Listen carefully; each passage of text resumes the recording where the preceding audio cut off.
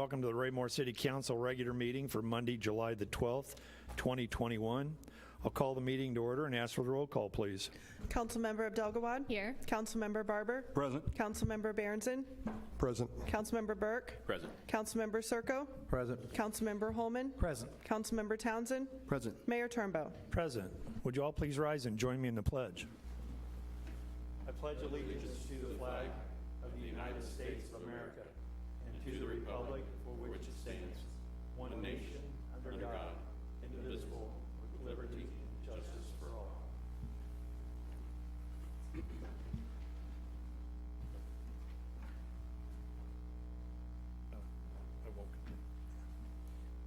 Sorry, I was coming down for presentations and awards, but we have a very important event to take place.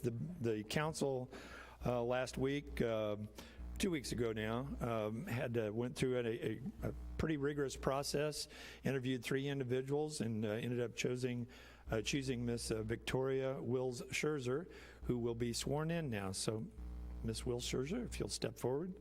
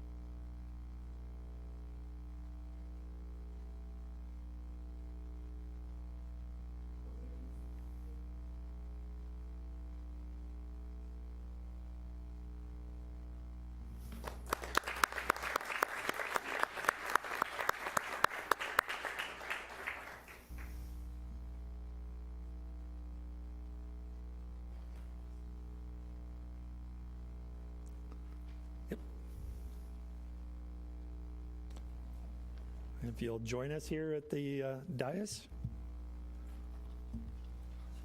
I'll pass you as your.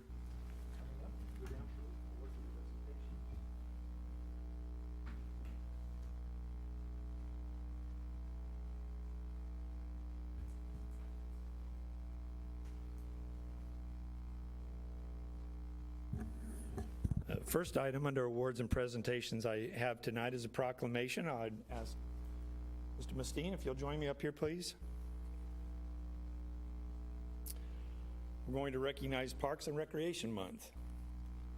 It says, whereas parks and recreation programs are an integral part of communities throughout this country, including Raymore, Missouri, and whereas our parks and recreation are vitally important to establishing and maintaining the quality of life in our communities, ensuring the health of all citizens, and contributing to the economic and environmental well-being of a community and region, and whereas our parks and natural recreation areas ensure the ecological beauty of our community and provide a place for children and adults to connect with nature and recreate outdoors, and whereas the U.S. House of Representatives has designated July as Parks and Recreation Month, and whereas the Parks and Recreation Board, the City of Raymore, and its citizens recognize the benefits derived from parks and recreation resources, now therefore I, Christopher P. Turnbow, Mayor of the City of Raymore, do hereby proclaim the month of July 2021 as Parks and Recreation Month in the City of Raymore, Missouri, and encourage all citizens and guests to celebrate Parks and Recreation Month by visiting Raymore's 7 parks, 4 linear parks, over 20 miles of trails, and 286 acres of parkland, in witness whereof I have hereunto set my hand and caused the seal of the City of Raymore to be affixed this 12th day of July. Thank you very much.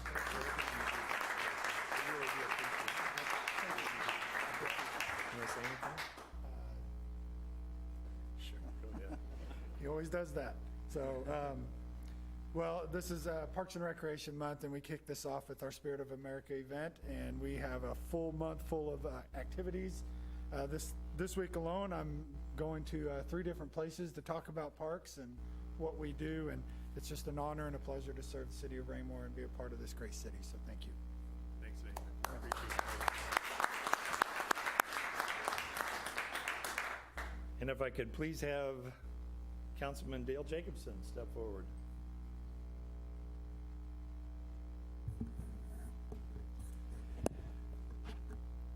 So it's hard to see you go, buddy. You know it. We've worked very well together. You've been an integral part of this team here in the city council. We're hoping the same hopes for Ms. Scherzer there, that she'll follow in your footsteps. We thank you for everything that you've done for the city of Raymore, past and present, up to now. And I wanted to read this plaque. I'm sure you've got one already. It says something very similar to this last time you served, but it says, it has our new logo on it, though. Raymore, come home to me. Dale Jacobson, in appreciation and recognition for your dedicated service and commitment, emphasis on commitment, to the city of Raymore, Missouri, as council member for Ward 1, 2019 to 2021. Thank you very much, Dale. Thank you. Appreciate you. Would you like to say some parting words? Say 2 words? Okay. Now, you know I'm not very good at saying just a few words, right? So, but I'll keep it short. Well, first of all, congratulations to the new council member. I'm sure you'll do great. Anytime that I've been up here speaking to everyone here, it's a very humbling experience. It's been challenging for me, as we discussed. It felt like it was something I needed to do, but having had the opportunity to serve on the council and serve with this staff,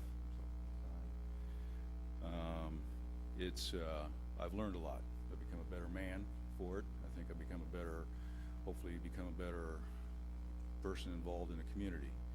And that is because of this staff here, and it's because of each one of you. I want to thank you guys for allowing me to serve with you. I want to thank you for educating me on as I learn, so I could continue to progress and continue to learn and be better at what I'm doing. And that is because of this team here. Make sure my advice, and I already said it, but my advice to you is listen. You're surrounded by really good people here. I mean, this is a really good team, and this is championship caliber staff here. One of the things that happened when I first got on the council years ago was I'd be walking floor 3 in the morning, because if you make a mistake in your personal life, that just affects you. You start making a mistake here, that affects lots of other people. And that's why I say, just listen. You got a good safety net right here. So thank you, Mr. Mayor, and thank you, staff, and thanks all of you.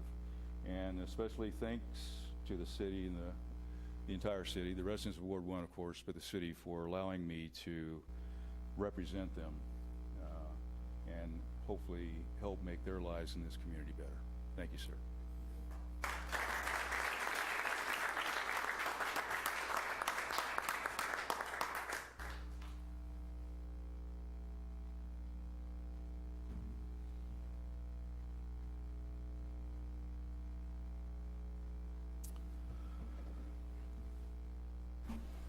Okay, we'll move on to staff reports. Mr. Fearborn. Thank you, Your Honor. I would ask Mr. Cataret to make a staff report for Development Services. Thank you, sir. 2 items to go over this evening. First, just a quick update on upcoming meetings.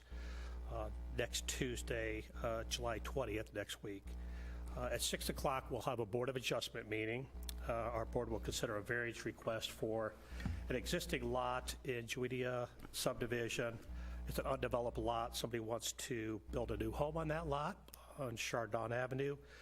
It was platted at just under 3 acres, and our city code requires at least 3 acres to have an on-site sewage disposal system. All the lots in Juidia have that. This lot's just under 3 acres, so they are required to request a variance in order to build on the lot. Then that evening at 7 o'clock, our Planning Commission has 1 item on the agenda. It's a public hearing for proposed Sendera subdivision, the rezoning of that land. It was formerly known as the Estates of the Good Ranch. Has had preliminary approval, many years on it. Summit Homes is looking to purchase the property, and they're proposing a subdivision of single-family homes. It will actually have 3 different phases to it, if you would, 3 different sizes of lots, 3 different styles of homes, kind of sub-neighborhoods within the subdivision. So they're requesting a PUD zoning so they can establish the development standards for each one of those 3 pods of that subdivision, if you would. It's a 135-acre property, so a large tract of land. They're proposing a 428-lot subdivision on that property. So that's the public hearing scheduled for July 20th. Now, the second item that I'd like to talk about this evening, I know I usually provide an update on building permit activity, development activity in the city. I provide all that within the monthly report. Also provide a lot of other statistics and information in the monthly report, and I want to touch on this evening specifically code enforcement and building inspections. Don't talk a lot about either one of those topics specifically. Start with code enforcement. I know all of you know Mr. Vogel, who's our code enforcement officer. He delivers your packets, the packets to the Planning Commission. But quietly behind the scenes, he does all the code enforcement activity for the city. And it is a thankless job. It's a job he does very, very well. I started as a code enforcement officer 40 years ago, so I know what it's like to be in his shoes.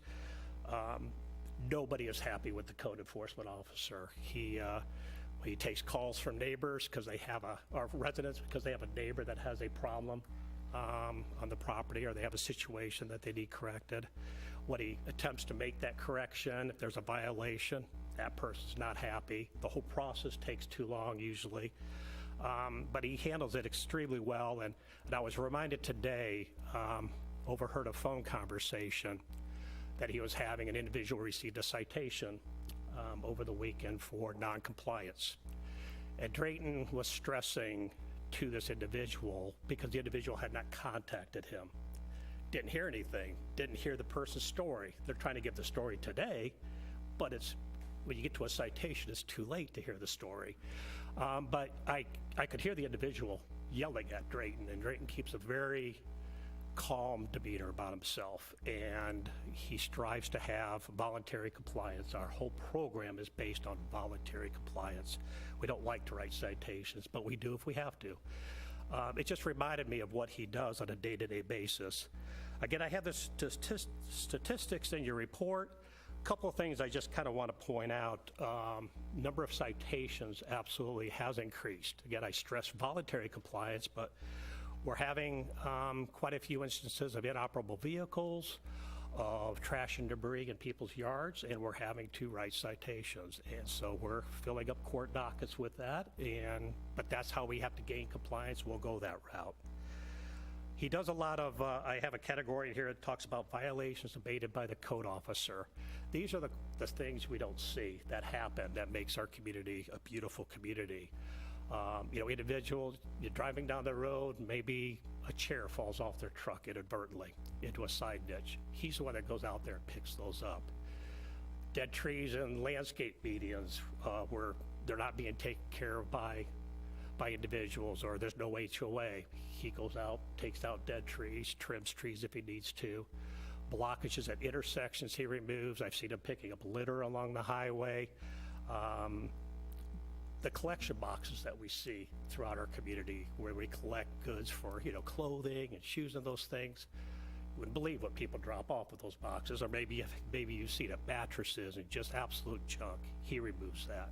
He tries to get the company to take care of it, but it's quicker for him to take care of it. Those are the little things I just kind of want to point out that he does on a day-to-day basis that I think that makes me proud, and I know he's very proud of what he does in the city. So I kind of wanted to give a shout out to Mr. Vogel tonight on that. And then to end, talk about building inspections quickly, because I only talk about permits and the new projects. I don't talk about the inspection activity. And when council did the tour a couple of weeks ago, we went through the Compass Health building, 40,000 square foot building with hundreds of offices. That's all I saw was hundreds of offices. Then we went through the lofts, 396 apartments under construction. Then we went through the Raymore Commerce Center, 500,000 square foot building. And I reflected on that and thought, there's one person, one inspector that does all the plan review for those projects initially, that does all the inspections of those projects. That's our building official, Mr. Warner. At the same time, when I talk about all the single family homes and all the residential construction, we have one inspector that does that aspect of it. We have, I think, in this month's report, 189 active single-family homes, various construction points, and then all the miscellaneous permits. They're both qualified inspectors. They divvy up the work very well, and they adequately take care of it. But it was a statement to me when we were walking through those buildings thinking one person did all these inspections. And I think that's a testament to how well the inspection program is handled by Mr. Warner. And just, again, kind of wanted to give a shout out to those individuals, because I usually don't talk about those two programs in my report. So with that, I think that concludes the department report for the month. Thank you, Mr. Carteret. Any questions of Mr. Carteret? I would echo your comments about the hard work of those folks. I've seen them at their work, and they're very competent people. We appreciate the effort that they put in. Thank you. Mr. Fearborn. Thank you, Mr. Carteret. I would ask Chief Zimmerman to make a report for the police department. Thank you, Mr. Fearborn. You have a packet in front of you at each one of your places that talks about SAFE. And I was actually going to talk at length about SAFE this evening because our big fundraising event is actually a little less than a month away, Guns and Hoses, and our boxers are ready to compete that night. But I think most importantly that I want to draw your attention to is this piece of literature that's in the packet, and these are the 7 first responders that lost their lives in the line of duty in 2020. And that's the reason that we're here. That's the reason that we raise funds, so that we can be there to provide financial assistance to those families when those first responders give their lives in the performance of their duty. So I would encourage any and all of you to either come to the event, or if you want to buy tickets and give them to first responders so that they can attend, but we would be happy to take your money. And so enough said about Guns and Hoses and SAFE this evening. Because we had another event that occurred that sort of took me away from what I had intended to talk about tonight, being safe, the homicide that occurred in Raymore last week. And we are very fortunate that individual is in custody in Cass County at this time with no bond. And I want to talk just for a moment about the Metro Squad. And those of you with law enforcement backgrounds, obviously, that sit on the council, and Mr. Mayor, yourself, understand what that process is. But I just want to talk about it for a moment because, when an agency like Raymore has, an unthinkable crime like a homicide occur, it's very gratifying to have that resource at our disposal. And so Thursday night, actually Friday morning, after I woke up Mr. Fearborn at 2 o'clock in the morning, and I was waking up members of the board of the Metro Squad in order for them to give approval for those detectives to come to our city and assist us in that investigation. And so I just want to give thanks to all of the agencies, and I'll just tell you really quickly who they are. Obviously, it was all hands on deck with Raymore and all of our detectives and, our captains and our lieutenants and all of those folks who work here. But the Cass County Sheriff's Department, the Kansas City, Missouri Police Department, Riverside, Missouri, Lenexa, Kansas, Lee Summit, Belton, Platte County, and the Western Missouri Cybercrime Task Force all had individuals represented on the Metro Squad, and of course the Kansas City Crime Lab and others, countless others who, the prosecutor's office obviously was there the entire time. And so to be there and to get to see those individuals and how they perform their duties, and it is a well-oiled machine, those folks, and how they work together to handle their assignments and work in conjunction with each other, which brought a very swift conclusion to that investigation and getting that individual in custody as quickly as they did. So I had the opportunity to spend lots of time with those folks this weekend, all throughout the weekend as they perform their duties, and just wanted to say, and I'm happy to answer any questions, but wanted to say thank you to all of those agencies. We gave them one of our coins just as a thank you, for being here and assisting us and helping us bring this to a satisfactory conclusion and hopefully find some justice for that family. Thank you, Chief. Any question for the Chief? Yes, Mr. Townsend.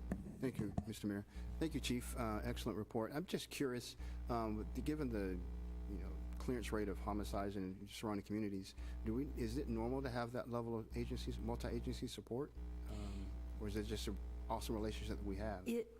If a Metro Squad is convened, and the Metro Squad has been in existence for many, many years, there is a governing board over the Metro Squad, and that's why I was waking up poor Chief Eisman from Grandview at 2 o'clock in the morning, because those board members have to give approval to marshal those resources. So, many times an agency will not call a Metro Squad, but when a Metro Squad is called, then all of those resources come to bear. Outstanding.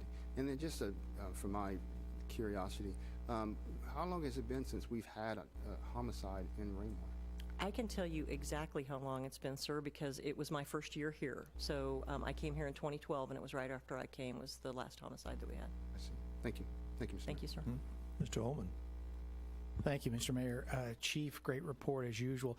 I was curious, I'm familiar with SAFE, and I want to applaud your very active role in that organization. You believe you're president and have been for a while. Is that correct? Yeah, director, I think. I'm sorry. No, that's, It was something. you can call me the president, though, if you want to. Grand Poobah, something go. like that. Do you all, I know you have a separate but related mission. Does SAFE help coordinate the federal benefits for the first responders that are available as well? We actually do work in partnership with some other folks. I know you're familiar with Les Kerr, from, works for the U.S. Attorney's Office. So we assist those families in filing those benefits.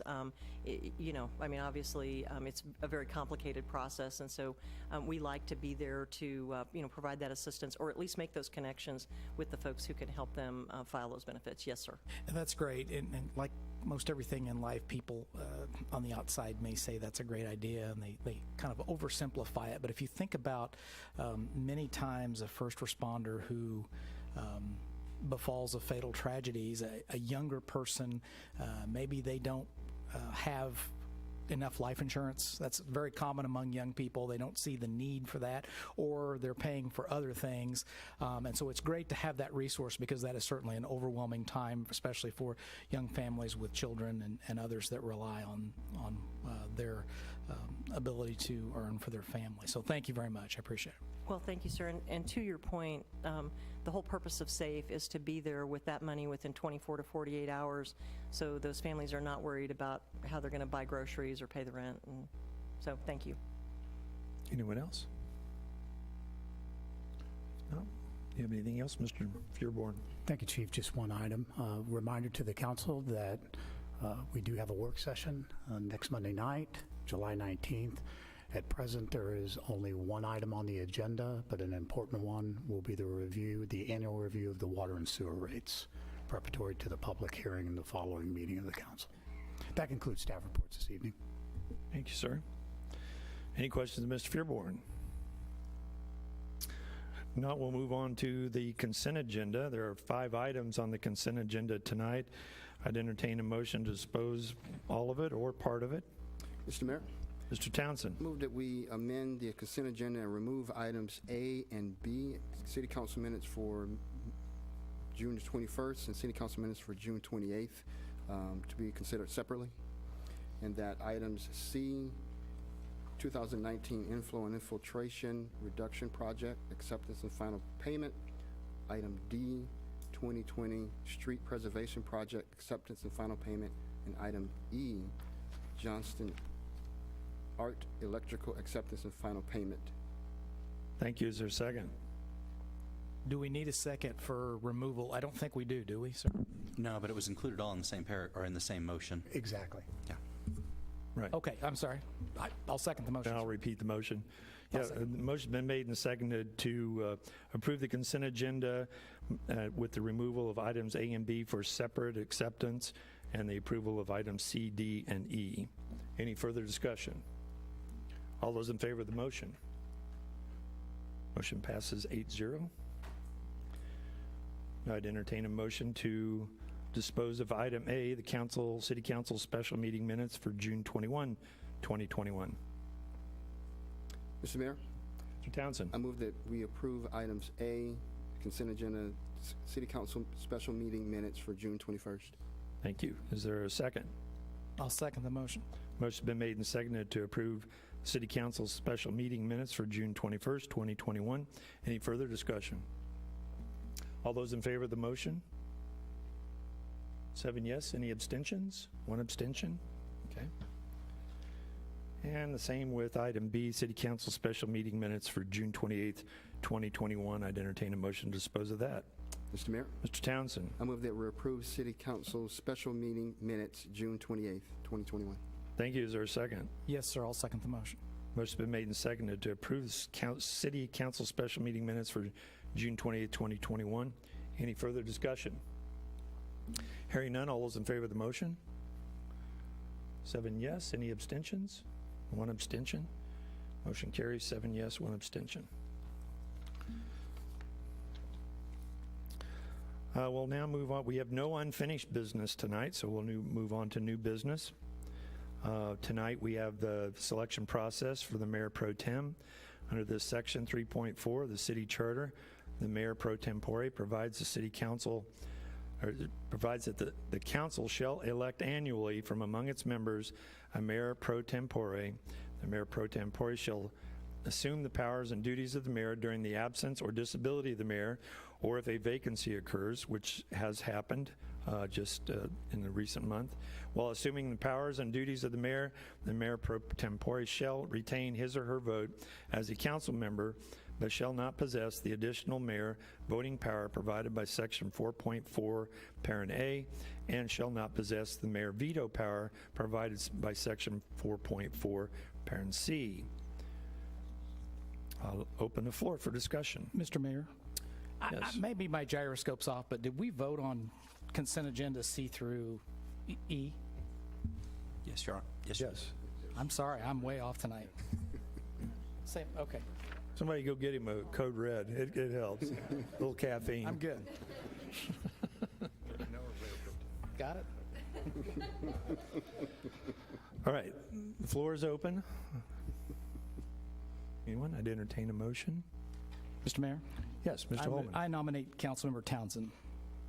Thank you, sir. Any other nominations? Absent any other nominations, do we close the nominations? Councilmember Townsend, do you accept the nomination? Yes, I accept. Thank you for the nomination. Any other nominations? If not, I just go for the vote here? All right. All those in favor? It's unanimous, 8-0. Welcome back. Thank you. Yeah. Now move on to item B. Could I please have the first reading of Bill 3635 by title only? The first reading of Bill 3635 by title only, an ordinance of the City of Raymore, Missouri, amending the development standards applicable to the R1P zoning designation of 65 acres located in the east half of the southeast quarter of Section 20, Township 46 North, Range 32 West, in Raymore, Cass County, Missouri. Thank you. This item requires a public hearing. I'll open the public hearing at this time, and I'll ask for a staff report. Mr. Catterett? Mr. Fearborn? Sorry. Jumped right over you, buddy. You're fine, sir. Mr. Catterett will make the staff report on this item, sir. Thank you, sir. The request this evening is to modify the development standards that apply to an existing R1P, which is our single-family plan zoning designation. 65-acre parcel of land is located north of Humock Hill Road, east of the Stonegate subdivision. On the parcel of land, the applicant this evening for this request is Rick Fry, Brookside Builders.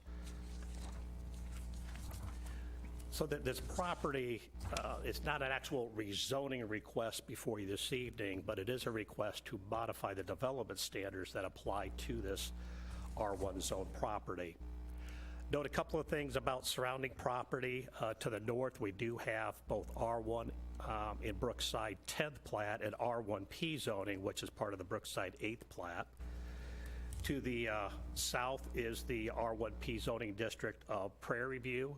To the west is the R1P zoning district for Stonegate. And then to the east, the Dutchman Acres subdivision, which is not within the city. It's in the unincorporated area of Cass County. This 65-acre tract is designated on our land use plan for low-density residential development. And our thoroughfare plan shows Humock Hill Road as a minor arterial and Brook Parkway, which is proposed to traverse through the subdivision on the east side, is a minor collector. Amending the development standards does require a public hearing, so we advertise for this evening. I want to enter into the record the notices that were sent to the adjoining property owners, the notice of publication published in the Journal, the Unified Development Code, the application submitted, the growth management plan, and the staff report.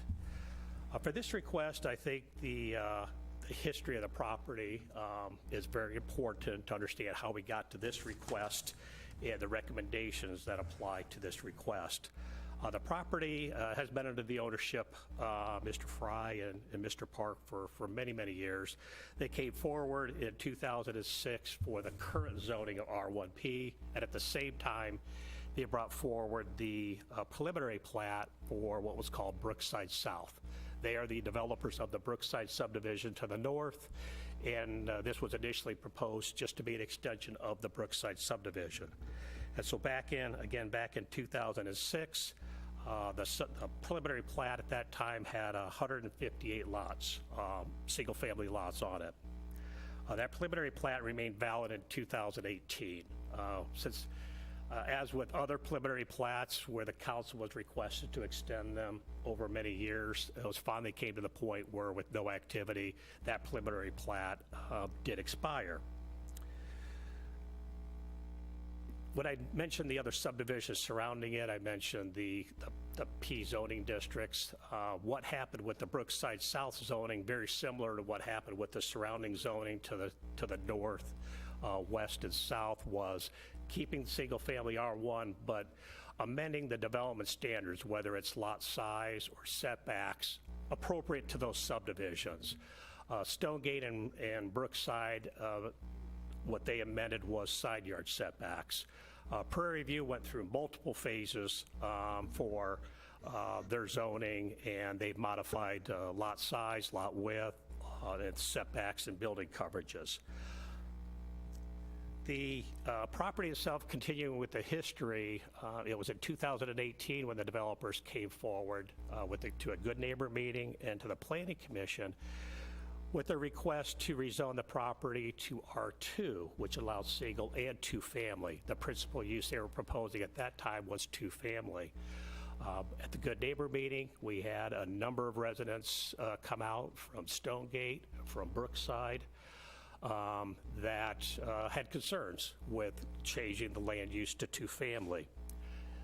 The application proceeded to the Planning Commission. Again, the residents from those subdivisions came forward. The Planning Commission recommended denial. The residents were quite vocal that they wanted this property to be single-family. When the Planning Commission made the recommendation, the application at that time just died, never made it to City Council, and the applicants eventually withdrew that application. The point being that is that they listened to the residents, and they came forward in 2021 to another Good Neighbor meeting.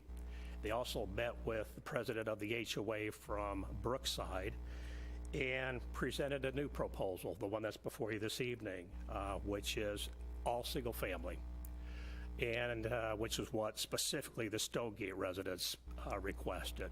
The Brookside residents wanted all single family, but they wanted the northern part of the subdivision to be similar lot sizes to what they enjoy in the Brookside subdivision.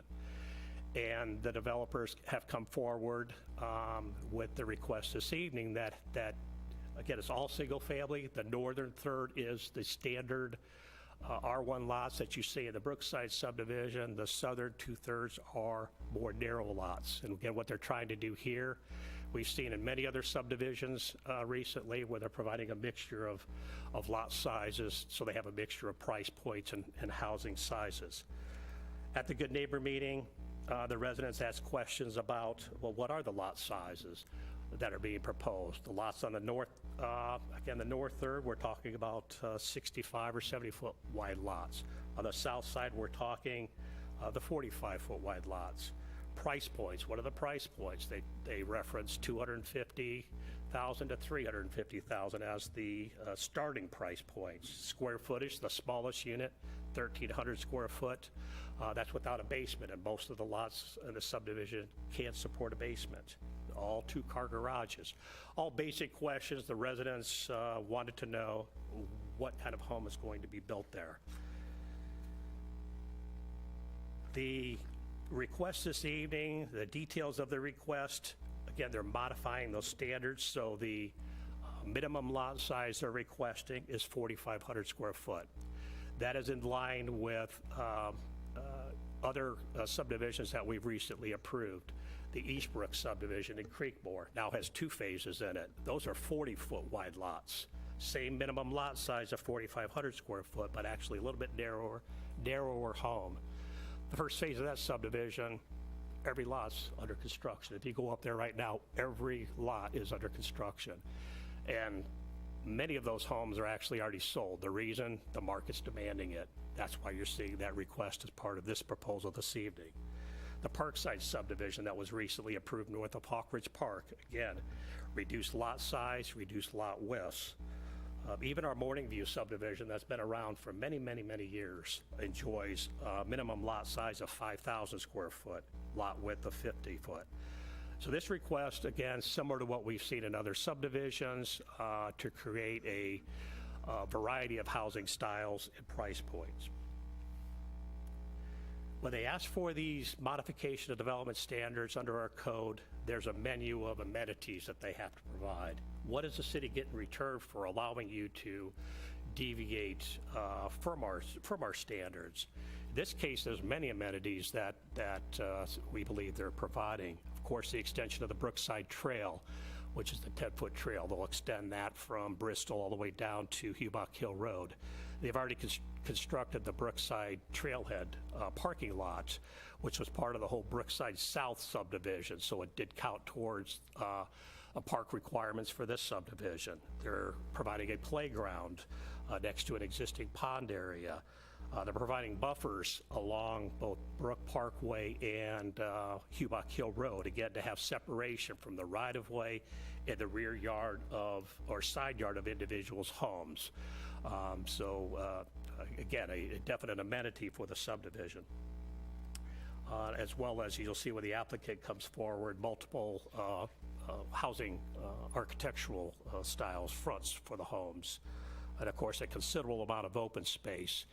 There is a large floodplain area along the west side of the property. There's an existing high-pressure gas main along the west side of the property.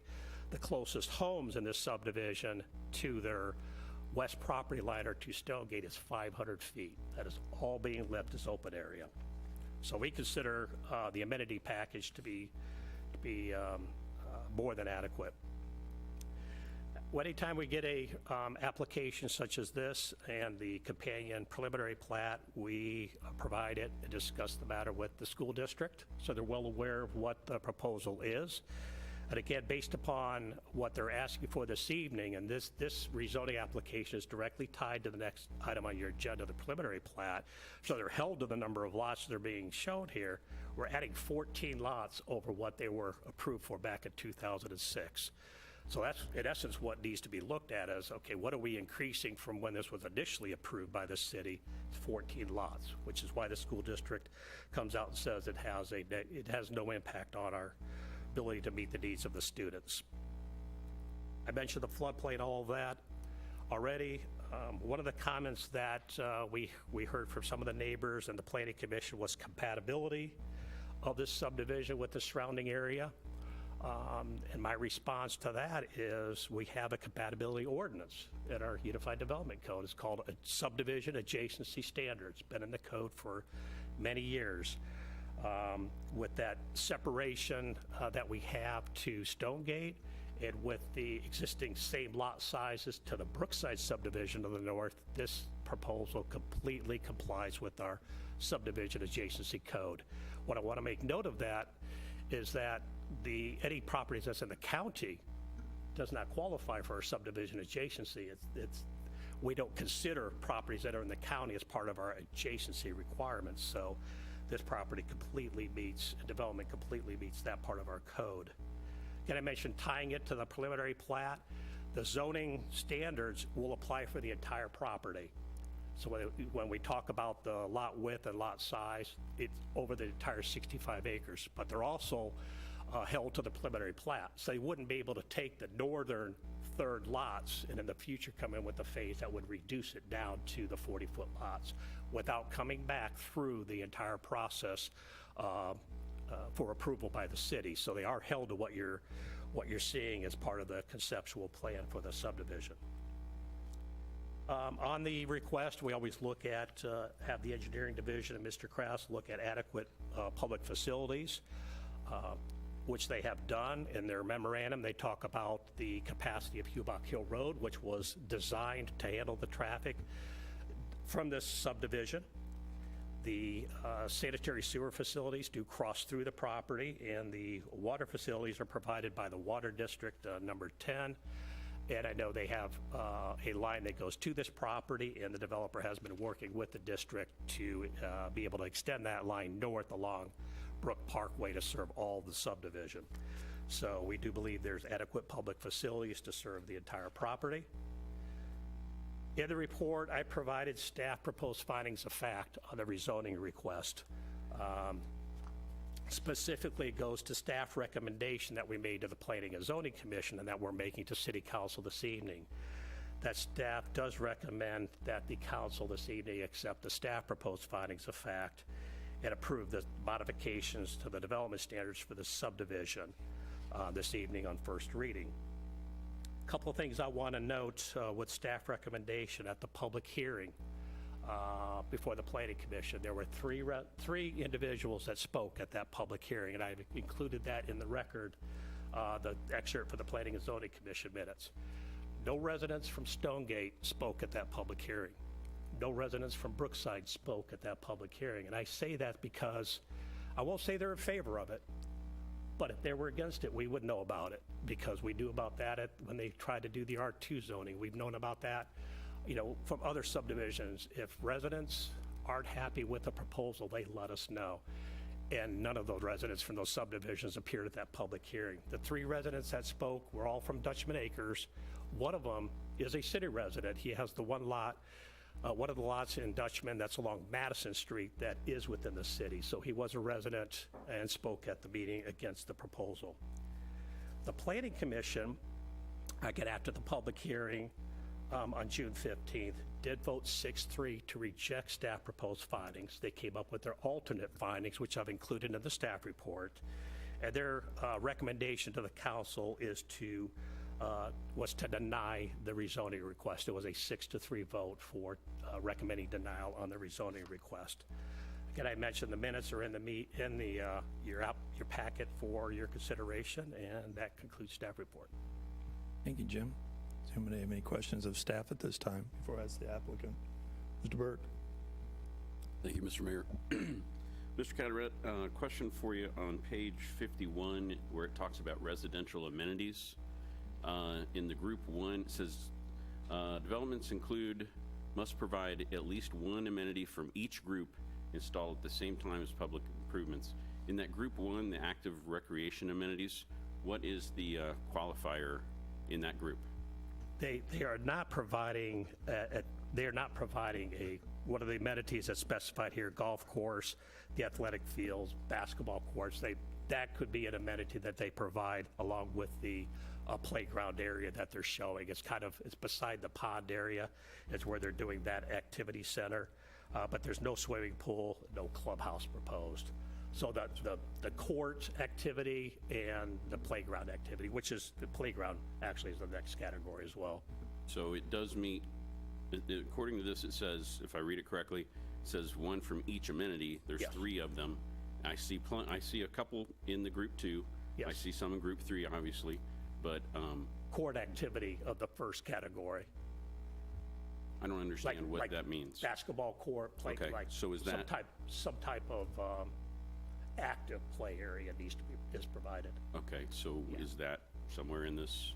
That's going to be part of where you see the playground area. Mm-hmm. That open space that's south of the pond, that's where that needs to be. Okay. Yep. Anyone else? Mr. Barber. Thank you, Mr. Mayor. Listening to the meeting and going through the minutes here, one of the commissioners specifically talked about the only amenity was a trail, and you've obviously disputed that. That's not true. And also that the north end could go down, they could downsize the north end. And it sounds like that is an incorrect statement as well. They'd have to completely come back through planning and zoning and ask to change the lot size. That's correct. So with this application for rezoning, it does apply to the entire property. If this application for rezoning, for changes to the standards is approved, the preliminary plat then locks in the different lot sizes for the different areas of the subdivision. So technically, the narrow lots would apply for all the property. When you get to the preliminary plat, that's where the city, the planning commission, council set into a plan where those lots are located at. So once we lock in the preliminary plat at all that northern third larger lots, that cannot be changed to the smaller, narrower lots. Yeah, sure. Yeah, and a second question, this is just to educate me. When we do a good neighbor meeting, we contact property owners that touch any piece of property. And obviously, in this case, there's non-residents that's touching this piece of property. And those non-residents are county. And I'm curious, if the county was to do something that's against Raymore residents, does the county do a good neighbor meeting, and do they notify Raymore residents? The county does notify the property owners within a specific distance. I do not believe they hold a good neighbor meeting. And when I talk about adjacent property owners, our requirement, we follow state statute, which is 185 foot. So oftentimes that's just adjacent, but sometimes it'll catch a second tier property. But we always just go 185 foot, but we also place the public hearing notice signs along the street. We also do all the notification through the What's Happening app and all the other social media that we send out. Any other questions before we move on to the applicant, Mr. Burke? Thank you, Mr. Mayor. Mr. Carteret, I cannot remember this, so if you'd refresh my memory, what's our definition, either in the GMP or in our codes, of what low-density housing actually is? Low density under our growth management plan is 1 to 4 units per acre. Mr. Berenson. Thank you, Mr. Mayor. Mr. Carteret, I guess I'm a little torn on this. You know, I noticed when I read through this packet that, you know, planning and zoning denied this at a vote of 6-3. And looking through this, I see some things in here I do like. I mean, I'm glad that we're able to keep this R1, and I think that's a benefit to the neighbors and to the city. Have we ever in the past had something denied by planning and zoning and then staff still recommended on their own, or? We have. I can't recall what case that was. It's very rare. Okay. It has happened before where staff had a recommendation that wasn't followed by the planning commission. And when that happens, I'll give the city council both recommendations as I did this evening. I don't remember the last case that occurred on, though. Okay, and then I saw in here too, I know the lots, you know, I know precedent has been set, like you mentioned. We've already done this in the past. What benefit does the city get out of this? And I know you mentioned a lot of things. You mentioned the amenities. Maybe you can speak to anything that you missed in there, but is there any other benefit that the city gets for allowing this modification of building standards? What I see with this request, with other requests, is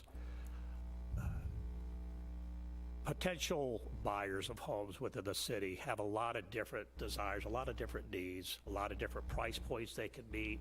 Some people want a bigger yard acreage. You know, we have the RE district and new homes going into RE zoning. We have, you know, subdivisions with amenities, pools and all that. We have some without. Some individuals, and I made the point of the Eastbrook subdivision, want that nice single-family home, but don't want a lot of yard. And I think we're seeing developers come forward now that is a market demand.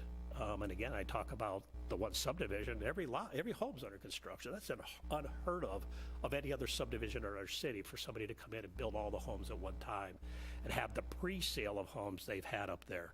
Remarkable. That tells us there's a demand. We just see the benefit. I talk about, the community for all ages all the time. We need housing that meets every individual's needs, and we staff love when we see subdivisions coming in with different pots, different phases, different price points, different lot sizes, because it provides that neighborhood that can serve many different individuals and different needs. We see the narrow lots, again, for our younger families and our older families. They don't want a lot of yard to maintain. So we think it's meeting the needs that our residents are demanding. All right, I appreciate that. One last thing, too, and again, I believe I voted for this in the past in other neighborhoods, so my only big concern, which I think was some of that with planning and zoning too, is the houses are so close together. What is it, 5-foot setback on the side? They are 5 foot, so 10-foot separation, yes. Right, and that 10-foot, obviously you can have a fence in the middle, which, and that 5-foot doesn't count any, landscaping and air conditioners in it, so it gets really tight once you do all that. But my biggest concern is simply the aesthetics of it. But again, if people are buying these homes, I guess it's not for me to stop them from doing so. I appreciate your answer, sir. One comment, if I may. I mentioned the Morning View subdivision. Those are 5-foot side yards, and you see homes 10 Yes. foot separated in Morning View. Thank you, appreciate it. Anyone else? Mr. Townsend? Thank you, Mr. Mayor. Thank you, Mr. Burns, in asking that question as well. I too drove through the Eastbrook subdivision to see those lots as well, to just get a visual perspective of the size. And yes, there are tight quarters. But as you said, and I was surprised to see too, every lot's being built out. Even when I look at the developer's website with respect to the conceptual renderings, architectural renderings, and the price points, even that surprised me for that. So, but the question that I have, as I was reading through the planning and zoning's findings of facts and the alternate findings of facts, and just trying to find where the reasons for denying the request. And I see two particular questions I may have missed, so please correct me if I have, where there was a dissenting answer, and I believe was for P&Z's findings of facts for question 6 and question 10. Question 6 was the extent to which the zoning amendment may detrimentally affect nearby property. And then the second sentence in that was the proposed amendment would allow the development that would not be consistent with the existing surrounding development. And then question 10, it spoke to whether the proposed zoning map amendment is in the public interest and is not solely the interest of the applicant. And that one reiterated the answer: the proposed zoning map amendment is not in the public interest, as it would allow for development that is not consistent with the existing surrounding development. So my question is, you've spoken to it earlier this evening with regard to this is not new. We have similar properties that we have modified and allowed to be developed, hence the Eastbrook development. I'm just curious, I was trying to find it in the minutes and trying to glean it from the video. What particular to these answers is the nexus for them to say no in our code, in applying our code for this particular property? Can you give me some insight to probably the discussion points that I missed?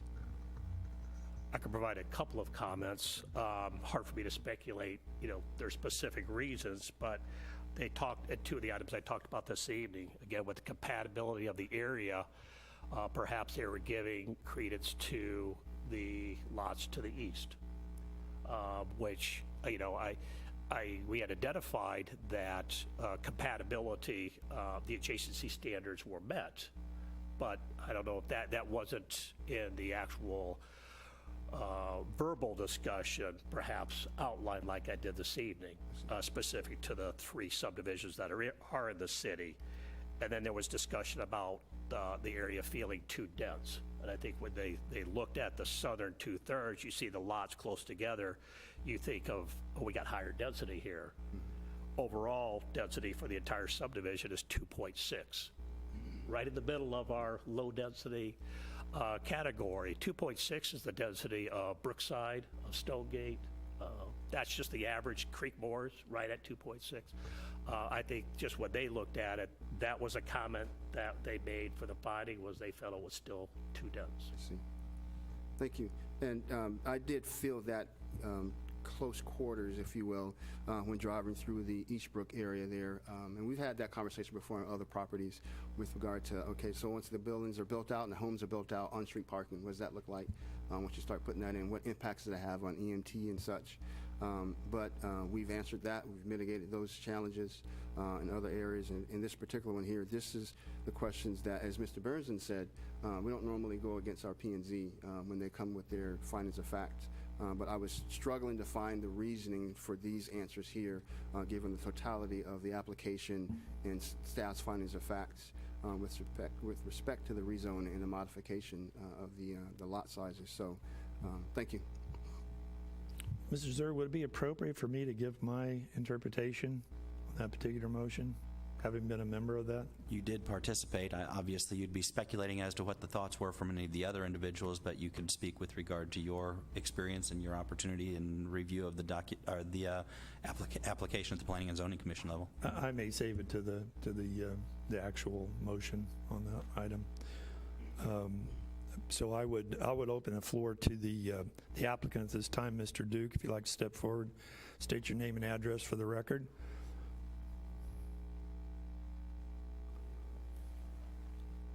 Good evening. Sean Duke, Snyder Associates, 802 Francis, St. Joseph, Missouri, 64501.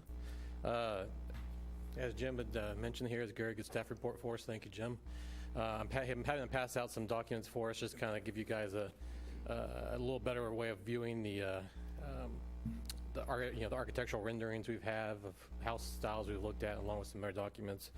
But as Jim mentioned, we came back here with a revised plan to go back to single family after we listened to the neighbors when we brought forth the original plan to do duplexes on the south side. We listened to them and decided to come back with a change that would keep this all single family. To do that, we had to look a little bit at the property because it's a little bit of a difficult piece of property to develop. We lose a lot of property to the west side there for the creek and the floodplain. And there's a buffer we keep there with Brook Parkway going down through the east side.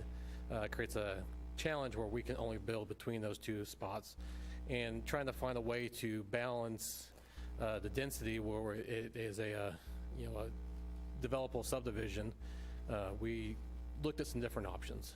One of the things we've been seeing around Raymore and throughout different parts of Kansas City is going to these smaller, narrower lots. You basically get a little bit more density along the street frontage because the construction costs of streets, utilities have gone up, as well as all materials have gone up. So we looked at that option here, and so we kind of tried to strike a balance. So right now we've got 73 lots on the north side, which are the 65-foot wide lots. They're the similar, the design and plan to be built the same as Brookside. A lot of those housing in Brookside are on 65-foot wide lots. They're all two-car garage lots still. Some of them are a little bit wider just based on how the curves and stuff go in there, so you'll have some opportunity for three-car garages, different variety still. The south part is where I think most of the discussion's been. We've got 98 lots, which are 45 feet wide. Those are the dead-end cul-de-sacs we have shown. Because one of the air challenges we face there is you can see that green strip that kind of runs right through the site plan. That's a gas easement. That's a 50-foot wide gas easement, which kind of really limits, we can't build houses on it. We have to cross over it. So we had some limitations on how we could tie everything together. Plus with the topography of it all dropping to the west, we tried to lay out what we thought was the best configuration and to kind of make a nice break and segregation between what are the 45-foot lots. Those are the cul-de-sacs on the end. They're their own little community. They're kind of separated out there. The north side is kind of ties together, and it's a different feel, and that's why you have the little separation between the two different, but everything's still tied together with Brook Parkway. We also have the trail that Jim mentioned, the one along the creek over there. It ties in and kind of meanders through the west edge of the subdivision, kind of tying into the streets to give plenty of access to that trail walkway. All lots are, intended, we mentioned the floodplain, all lots will be out of the floodplain. That's a city requirement. We won't meet the city standards. There's no request to do anything different. We'll make sure every lot's outside the floodplain. As you look in the document I had Jim pass out there, so these are renderings we have of single-family homes. They're all 45-foot wide lots. So you can see we've got some multiple, all of them are two-car garages. They're a little bit narrow on the front viewing, so you don't have maybe as wide of a porch as some houses, but you still get, as you look towards the back, there's some floor plan layouts. You still have a variety of house layouts you can do. A lot of them are 3- or 4-bedroom houses still. They're in ranges between 1,800 to 2,200 square feet on some of them we've looked at. Most of them are 2-story. You can have a basement definitely on them. There's opportunity for basements in this, part of the subdivision. We'll definitely plan on that. So we still have a, wide variety of the styles we can do, and it's still our, a sizable house. We aren't going down to a 2-bedroom house or something. This is still, 3- or 4-bedroom houses. We're still looking at that kind of, we just have maybe a little bit smaller backyard. We still have their 120-foot depth plots, so you still got a 30-foot front setback. You still got a 30-foot rear setback, so you're still going to have 30 to 40 feet probably for most of the plans we've looked at for a backyard. So you're probably 40 by 40 square in the backyard, so you're maybe just a 500-600 feet square less backyard than maybe you'll have on the 65-foot wide lots. Something else I'd like to point out to you, John, Jim already mentioned the density. I kind of put a map in the very back, the very last page. I kind of took a look at the surrounding developments, kind of just counting out the acreage and the number of lots on them, just to kind of compare how we were to all the other developments. And you can kind of see, I had 2.4, I think Jim had 2.6, it kind of, probably difference on the corner of acreage, but generally we're similar. I think, I had most of them in the 2.4, 2.6. Good Ranch over there to the east had a little bit lower, 2.15, just because they had a larger creek area than we do even. But this is still where we see it as we're still in the low density, because we're under that 4 units per acre.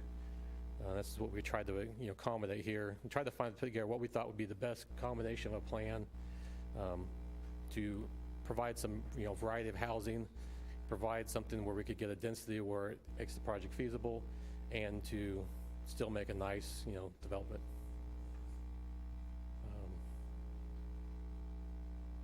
I think Jim covered the amenities, so if you got any questions, I guess I'd be happy to answer them. Anybody have any questions of the applicant? Mr. Burke. Thank you, Mr. Mayor. Excuse me. How many acres are actually being built upon here? If you exclude the floodplain and everything else? Exclude the floodplain, everything else. I calculated that out the other day, and I'm not remembering off the top of my head. We lose, there's about 64 acres out here, and I think we lose about 20 acres, roughly. I think it's 18, 20 acres for the floodplain, but I could be incorrect on that. I haven't calculated that out in a while. There's a sizable amount of space lost to the floodplain that makes this a more challenging development, definitely. If I could follow up, so if you're building upon roughly 45 acres, or we could even go 50, that changes the density. The math, 172 divided by 45 acres is 3.8 in density. It's still under 4, but I've never seen it calc that way. That's kind of discarding the property we own that's being dedicated for open use. Right. If you wanted to develop something, I've seen this, say if we were to go in some of these other cities, people would come in here, take that creek, you put it in a pipe, you build across it, you fill that whole area out, you take the green space away. We're not there. And you could develop more of that, and that's not what we want to develop down here. Right. So you start trying to force that in there, I think that becomes a much more challenging, much different scenario when we're trying to see if you're saying we have to build, not allow that into our calculation for density. I'm just curious. Thank you. Yeah, it would seem that if you use that same formula, then things would change for Good Ranch and Brookside as well, even Evanbrook. Use the same formula that you just used. Anybody else? Yes, Mr. Berenson. Thank you, Mr. Mayor. Councilman Burke asked earlier about you mentioned amenities, the recreation amenities, and I think Mr. Carteret said that there were going to be some athletic fields or something near the playground. Is that little tiny? We have a kind of, I put a kind of a symbol down there that indicate where we're putting the playground with the courts and everything to meet our intent is to meet the criteria that we've laid out there. So we have a playground, I think a basketball court that's been discussed. We haven't, the plans aren't in there for construction yet, but that's the intent, is to have a playground space there that has the active use to meet the city requirement. Thank you. And there's a green space there, and the pond will be there as well. I don't know how much of an active amenity that will be, but it's also an option there. You know, I've lived in a neighborhood with a pond, and you go down, you can fish at it. It's good for the neighborhood kids. You know, my boys like to go over to it and fish, so it's a nice little amenity that maybe you won't have if you're, you know, in Brookside where you have the pool instead. You know, this is more of a, gives you that little bit of a country feel as you get away from the city. Is that worded anywhere in here too, that amenity will be included? The pond that we've listed. Not the pond, but I think we listed all just as playground. okay. I don't think I specifically stated it out. I can't recall what it said in the application, but I think I just listed everything as playground and kind of lumped it together. All right, thank you. Anyone else? If not, thank you, sir. Thank you. The public hearing is open. At this time, I'd entertain anyone from the public that wishes to address the group at this time. We're going to do it a little bit differently.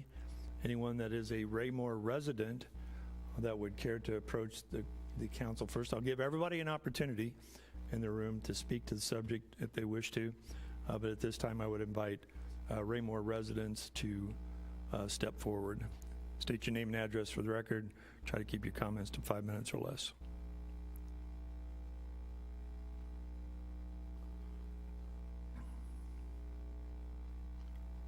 Good evening. Joe Sarsfield, 609 Lakeview Drive, Raymore. I have a general question about all the housing development in general in Raymore. We're building houses here, we have 300 here, we have 400 there. I hear no talk about who's going to pay for all the new schools we need or the expansion of the schools. No one, it seems to be one of those things we'll talk about later. And then once we have all the people here and all the kids going to school that are overcrowded, and then all of a sudden we have an emergency. No one's brought up the fact ahead of time, what are we going to do about the schools? Mr. Sarsfield, I think your comments right now are a little bit out of order, sir. We're talking about the rezoning application on this particular subject. Yours might be one to address the council, like in a public presentation section. It's a pretty broad subject you're bringing up here right now. We're talking about this particular project and rezoning for this particular project. Okay. Thank you, Mr. Mayor. Okay. Thank you, sir. Pardon? Oh. Anyone else that's a Raymore resident care to speak to this particular topic?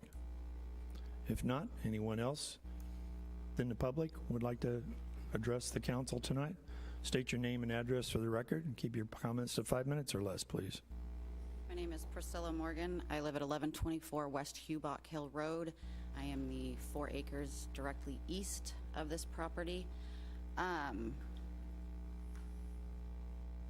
actually kind of offended by some of the comments that you guys have made of we're not city members. We don't count our opinions because we are not within the city limits. My kids go to school in Raymore. I lived here for 15 years within the city limits. I bank here, I shop here, I drive the streets every day. I want Raymore to be the best that it can be. So for you guys to think that our opinions don't matter or it doesn't matter just because we're literally one step away from that city line, it actually hurts and it offends me. I consider myself someone who is a resident of Raymore. My address has Raymore at the end of it. So that to the side. I'm concerned about the streets and the traffics. I know we're talking just this one, but if you look at all the subdivisions going in within our street, the city's plan was to have North Cass Parkway be a main expressway running through. That no longer is happening. So now Hubach Hill is turning into a main street. My driveway butts up to that. My children learning to drive have to back out onto that street. It's not safe. And you add the amount of homes that are being condensed into that tiny little area, you're adding, if only 2 cars per home, you're adding at least 2,000 cars just right there in that one little section. It does not seem safe. It doesn't seem right. And on his part with the schools, all of those subdivision, a new school is going to have to be built at some point. So then the lines are going to change. Our kids are going to have to change schools. It just doesn't seem like something that people come to Raymore for. They're putting a pond, and that's one of their bright spots so that the kids can go fishing. That's a country theme inside of a city neighborhood. Why do people want that? Because it's relaxing, it's peaceful, it's outdoor fun. So we're gonna condense it all, slam a bunch of houses and give a tiny little slice of it? No. People come to Raymore for the country, for the land, for the space. And that's something that I would hope you guys would take into account. Thank you. Thank you, ma'am. Anyone else care to address the council?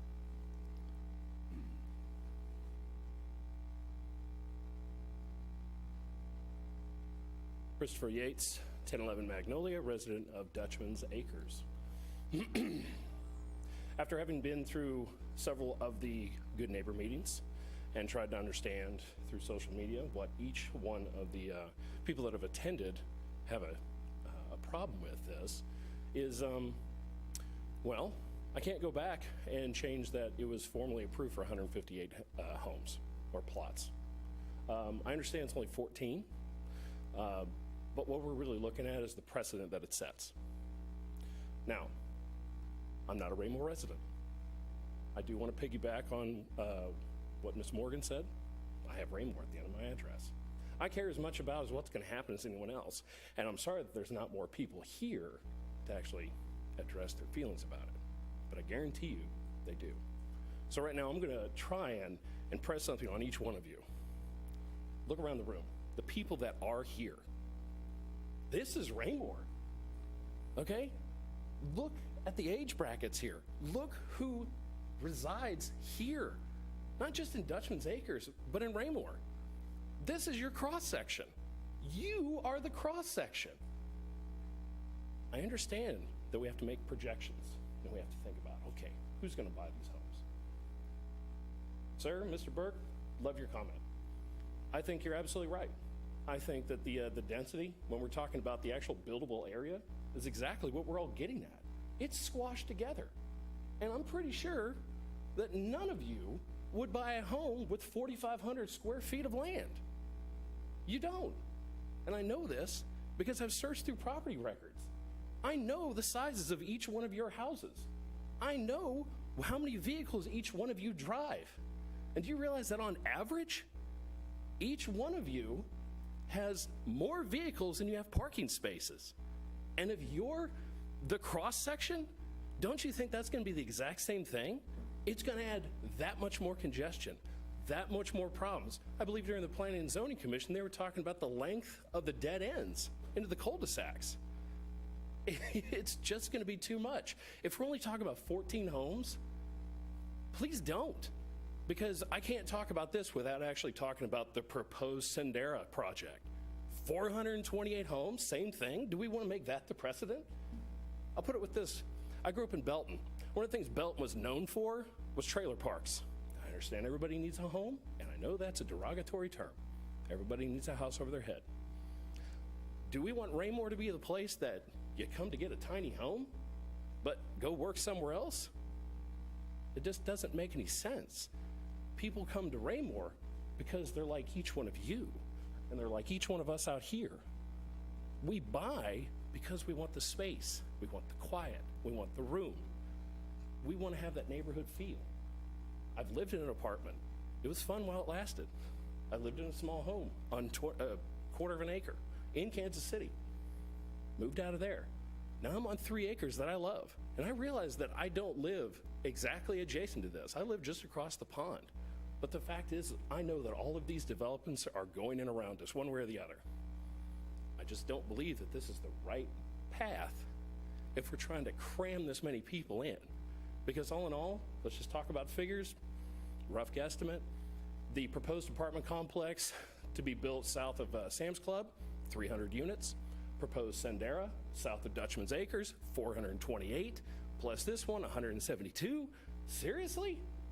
Do we really want to approve this over 14 extra plats? And I can't help but agree too. I won't hammer on it. Schools are definitely a thing too, and no one's answering it. It will have to be answered sooner or later. And frankly, I think sooner or later, Dutchman's Acres will one day become part of Raymore. I'm just trying to make sure I got my word in, because I want to see what the future is going to hold, and I want to make sure that the places around us match like what people want. The people that come to Raymore for the same things you did. So, yield my time. Thank you so much. Thank you, sir. Anyone else care to address the council at this time?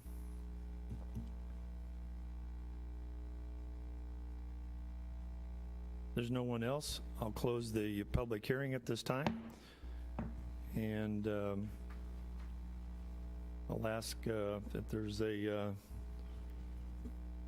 motion to dispose of this item. Mr. Mayor, Mr. Berenson. can I ask one more question of city staff? Oh, before we absolutely. do that? Go ahead. Can we do that without reopening? Yeah, you're open for opportunity for discussion, although Okay. a motion would be appropriate. That's true. Appreciate that, sir. Mr. Carteret, and I hate to drill on something that's maybe tiny, but again, back to the point where Councilman Burke mentioned the amenities.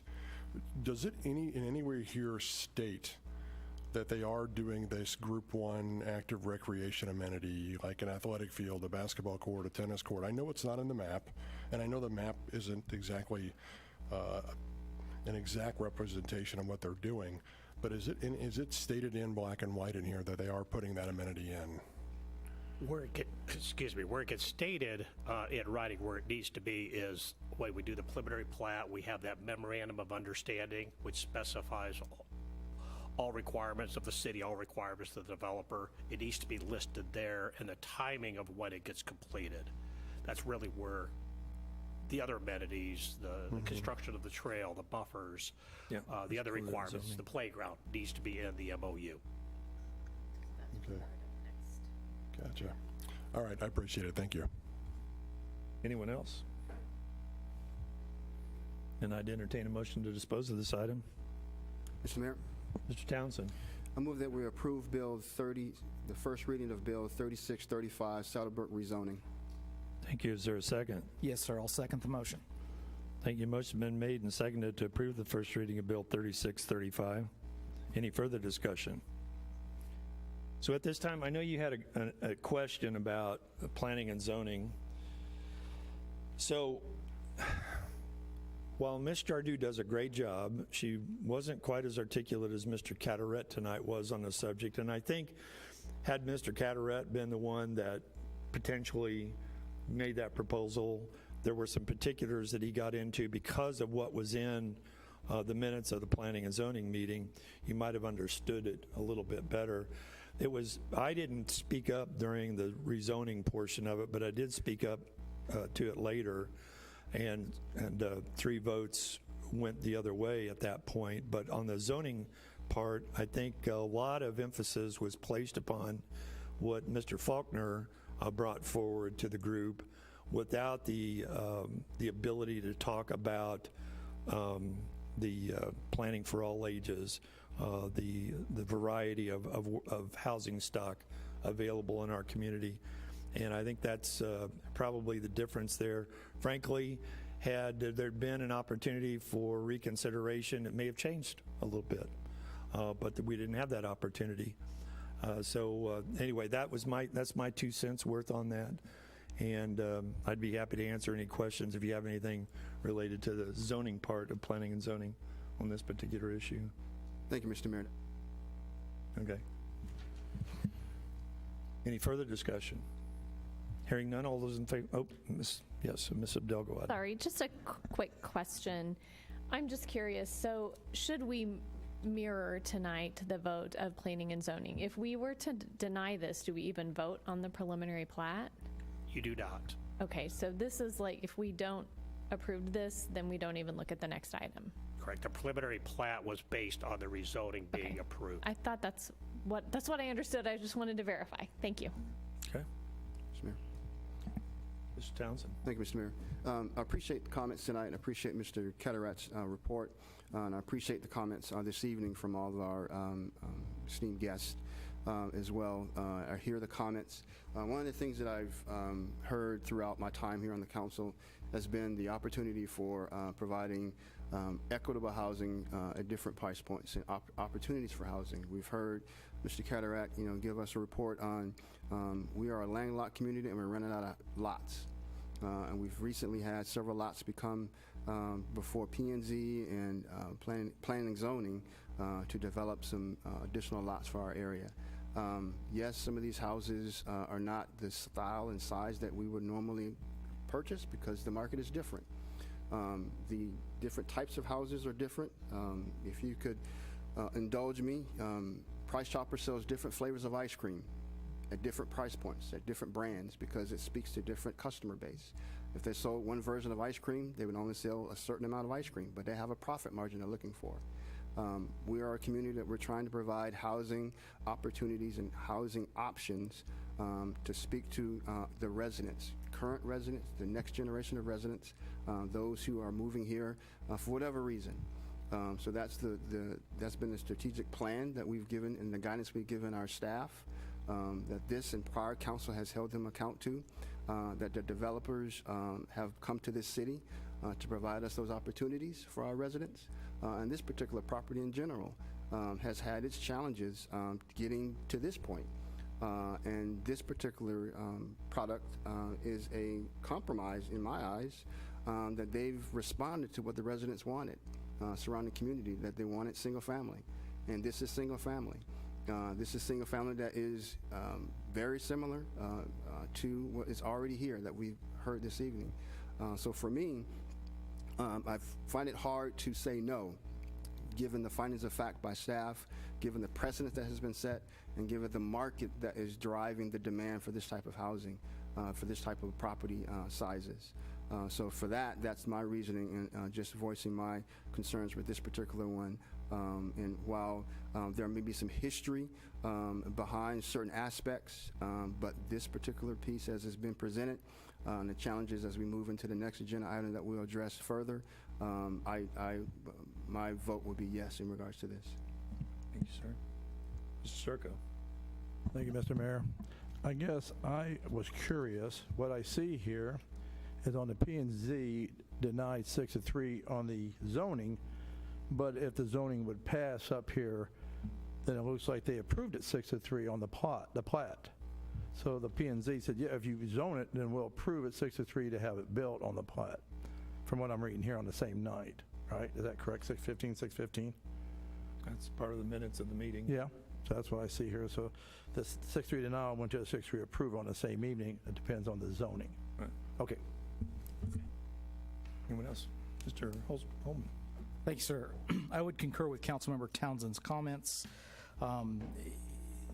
What we see up here in the various stages of rezoning and preliminary plat and final plat is laid out much like a judge in a criminal trial. There are 11 findings of fact that we are to consider in this scenario. They are laid out in the report from staff, who gives us the first round or first bite at the apple as to whether or not this property should go forward, rezoning should be done, et cetera, et cetera.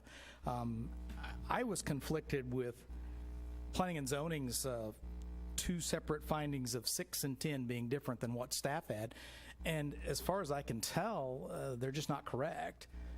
Staff's report seems to be very sound based on good evidence, and what the members of some of the planning and zoning came up with were kind of, I feel, emotional scenarios. Perhaps it was a misunderstanding on that part, but the findings of fact, the 11 things that we are to consider here for the rezoning of this property are very sound, as put out by staff, by Mr. Cataract, and again, I concur with Councilmember Townsend's comments. Thank you, sir. Mr. Duggarwood.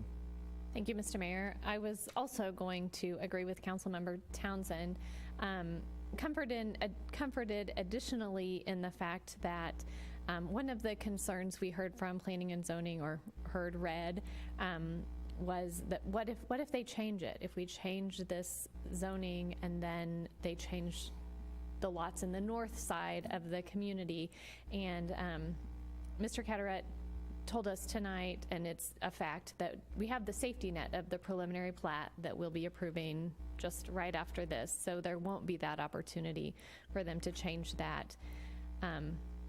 at this point, I think that the density numbers show evidence that this is consistent with what's happening in other parts of the community, even near neighborhoods to this community. So again, I concur with previous comments. Thank you. Anyone else? Mr. Circo. One other thing, yeah. I get a lot of calls and emails as a council member, and I appreciate them. I want them, and I address them. But, you know, on this subject that's been going on, I never got one email or a call from any of my people in my ward. And normally they hound me on everything they don't like, and I appreciate that. So I was really surprised. I didn't get any calls or any emails about this subject coming up. So, you know, and I agree with Council Member Holman and Abdelgawad and Townsend. You know, I think the presentation, the understanding of how the P&Z were kind of against it, but they say if you give us the zoning, then we're for it. Kind of a confusing there, but I understand. I think you put a good presentation together, Mr. Catarat, and I agree with other my colleagues up here. Thank you. Mr. Burke. Thank you, Mr. Mayor. I just wanted to comment, one of the comments that was made earlier about the school district, and because I've worked there for such a long time, and I've worked on long-range facility planning back when I told my son, who graduated in 2020, you'll never be a Panther. There'll be another high school. I don't know if you're going to be a Husky. I don't know if you're going to be a what. But the district has been planning for another high school for years and years. They bought the property. Man, I know that I was interning for my specialist degree with Dr. Kyle, and I graduated in 2010, so it's been over a decade that they've been ready for this. And the other part of it is we don't have any control over the 9 other communities that send children to our district. We have no control over them, and we can't be the only shepherd for the district. We are helping them increase the tax base, and they're going to need to manage that tax base to the best advantage. And as an employee there, I hope they do. Thank you, sir. Anyone else? If there's no further discussion, all those in favor of the motion? Opposed? 7 yes, 1 no. The motion carries.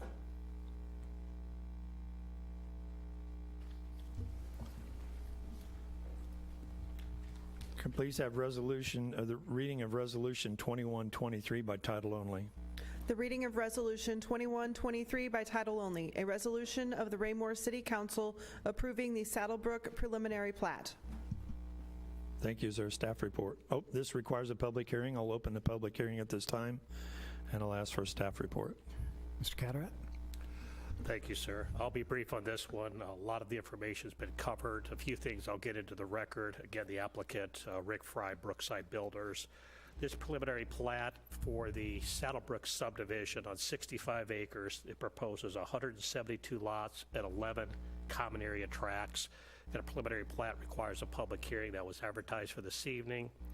Entered to the record the notices that were mailed to the adjoining property owners, the notice of publication in the Journal, Unified Development Code, the application, our growth management plan, the staff report before you this evening, and the preliminary plat that was submitted. Again, when we had the Good Neighbor meeting, it covered both the rezoning and the preliminary plat, so the comments from residents are there. And as was explained to the Planning Commission and to Council earlier, this preliminary plat is based on the R1P zoning being approved by the City Council. Again, I identified the utilities serving the site. Again, water's coming from Water District number 10. The South Metro Fire Protection District also reviewed the preliminary plat and had no comments. We talked about the existing stream. All the stream buffer requirements are being complied with as part of this preliminary plat, and the stream buffer areas are within common area tracts. We mentioned the improvements that were made to Hubach Hill Road did take into account maximum density that would be allowed upon this subdivision, the same with all the land area that's along Hubach Hill Road. So it's more than adequate to handle the traffic generated by this preliminary plat. Did provide a copy of the Memorandum of Understanding that provides and outlines all the requirements and responsibilities of the developer as well as the city. Again, I mentioned Brook Parkway being constructed to minor collector standards, again with common areas, tracks along both sides of the roadway. And again, mentioned the amenities that are being proposed as part of the subdivision. The Planning Commission did submit proposed findings of fact, and it was at their June 15th meeting that they voted 6-3 to accept those findings and forward this preliminary plat to the City Council with the recommendation of approval. It was subject to one condition, that being that the request to modify the development standards, the previous bill, be approved by the City Council prior to final consideration of the preliminary plat.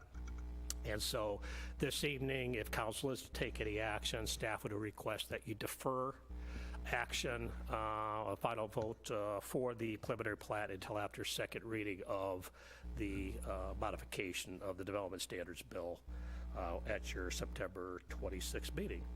Again, the memorandum from Mr. Kraft is in for adequate public facilities. The MOU was within the packet that's proposed, and the minutes for the Planning Commission discussion on June 15th. That concludes staff report. Any questions of staff? So I'm going to ask Mr. Zur. Mr. Zur, Mr. Cataret has asked us to carry this over until September. Is that correct? I believe so. If I said September, I misspoke to the July 26th meeting. July 26th, go. okay. All right. Well, the September was thrown in there somewhere. I just, maybe I don't know. July 21st. Okay. Yeah, okay, so July 21st. So I would be entertaining a motion for just deferral, unless Mr. Townsend's ready to make that motion? Motion to table or to carry over? I think, I'm sorry, Mayor. Hold on just a second. Okay. The public hearing was advertised for this evening, so you want to open it up for public comments. Okay. You can close the public comments, but Okay. then defer action. Okay, all right. So we still haven't heard from the developer, so I would ask Mr. Duke if he would care to address the council at this time as the applicant, if there's anything further to add to your previous statements, sir. Sean Duke, Snyder Associates, AO2 Francis, St. Joseph, Missouri, 64501. I don't have anything else to add. You know, we've already discussed it, I think, thoroughly, but if there's any questions, I'd be happy to answer. Right, sir? Okay. Thank you. And the public hearing is open at this time. I'd entertain anyone from the public wishing to address the council at this time on this particular resolution, which is regarding the Saddlebrook preliminary plat. Please step forward, state your name and address for the record, and try to keep your comments to 5 minutes or less. I see our public has left the room, so we will close the public hearing at this time, and I'd entertain a motion to dispose of this item. Mr. Mayor, before we do, I had a question. Sure. Of staff. To the earlier agenda item and the question that Mr. Burke had regarding the amenities, I see in the particular, and I believe this is a part of the agenda that we would need to speak to that particular point. On page 86 of the digital document, when it speaks to open space and amenities, I see the paragraph 2, the following amenities are provided, to be provided, the open park, field, playground, trail. So contracts being contracts and MOUs being MOUs, and if it's not in writing, it doesn't exist. With respect to athletic fields, you know, playground could be a simple couple of swings and a slide. Should this be amended to include, you know, the verbiage of an athletic field, basketball court, or something to that effect? It absolutely does, Councilmember, and it needs to be amended. Councilmember Brooke brought it up. It's not identified here. It needs to be identified here. So it will be added to the MOU before the any final action is taken. But yeah, it definitely should be spelled out here. I'll have to get with the applicant on the timing of when that would be, perhaps the same time as the playground. But we'll have that spelled out for you when this comes back. Thank you. Mr. Burke. Thank you, Mr. Mayor. I actually have two questions. I'm going to do the first one because it relates to the last topic. On that same page, I think it was 85, 86, on number 3, it says the playground shall be constructed no later with the installation of public improvements in the third phase. There is no third phase. There's only one phase. So when would they be doing that? There are more than one Are there? phase to the subdivision. Yes, There has been some discussion of starting on the south and the north, and then meeting in the middle eventually. That's why we came up with the third phase, so it will be done in phases. Okay, thank you. And the second question, since we're talking about this MOU, we've entered in an MOU with this developer before for the Brookside development, and it says on the MOU, on this particular one, on number 4, it mentions that a breach by the subdivider gives the city the ability to withhold approval of all permits, and I think it goes on to say that they could actually claw back permits that are already existing if there was a problem. Has this happened with this developer before, where we've had to enforce the MOU on the previous Brookside, where they were not allowed to continue forward until they improved things that were egregiously in error? We've had situations where some public improvements, I recall a streetlight situation recently that there needed to be some repairs done to streetlight had been installed in a phase 10 of the subdivision, and we've had to before place holds on issuance of permits if those corrective actions weren't taken. So that's what I recall with this builder. We've had it for other builders as well, not singling out, but that was my recollection for the most recent. Was there any problem with that box culvert that sat for, I don't know, at least a decade in the middle of the stream, with all the piles of rebar all around the banks within 50 feet of people's homes that on Bristol? Was that a cause to have a problem with the MOU before, or was that a mistake in my recollection? It was part of the MOU for the Brookside 10 subdivision area, which is, but as far as the timing of the work that was done, as you said, it was started and then stopped for many, many years. But that was all corrected prior to the completion of phase 10. So there was a time period during that when we had to have corrective action done to the culvert that had been started, yes. And I thank you. Anyone else? Any further discussion? Then I'd entertain a motion to dispose of this item. Mr. Mayor, see if I can get this right. I move that we motion to carry this agenda item, resolution 2123, Saddlebrook preliminary plat, until the July 26th City Council meeting. Thank you, sir. July 26th or 21st? 26th. 26th. Okay. 26th. Thank you. You got it? Is there a second? I'll second the motions. Thank you, Mr. Holman. Motion's been made and seconded to carry over Resolution 2123 to the July 26th council meeting. Correct? Any further discussion? Hearing none, all those in favor of the item? Motion carries unanimously, 8-0 for a carryover. Can I please have the first reading of Bill 3636 by title only? The first reading of Bill 3636 by title only, an ordinance of the City of Raymore, Missouri, approving the Brookside 10th final plat, replat of Tract V and Tract W. Thank you. Is there a staff report? Would ask Mr. Cataret to make a staff report on this agenda item, sir. Thank you, sir. Rick Fry, again representing Brookside Builders. They're requesting approval to replat what is called Tract V and Tract W of the Brookside 10th final plat. Tract V and Tract W were partially within the floodplain prior to the completion of the Bristol Drive culvert and road connection. And so on the Brookside 10 plat, they were simply labeled as tracts with the hope that they could become buildable lots. Once the culvert was installed and completed, connecting Brookside and Stonegate subdivisions in essence, and the installation of fill material was part of that entire project. The Federal Emergency Management Agency did approve a letter of map amendment. It removed the 2 tracts from the floodplain. The 2 tracts can now be considered buildable lots. We do not allow any portion of a lot to touch onto floodplain area. But with the map amendment approval, The lots are no longer within the floodplain, and so the request is to turn those 2 tracks into 2 buildable lots. And that's the final plat before you. Thank you, sir. Any questions, Mr. Cataract? Hearing none, I'd entertain a motion to dispose of this item. Mr. Mayor, Mr. Townsend. I move that we approve the first reading of Bill 3636, replat of Brookside 10th Track V and Track W. Thank you. Is there a second? I'll second the motion, sir. Thank you, Mr. Holman. Motion's been made and seconded to approve the first reading of Bill 3636. Any further discussion? Mr. Holman.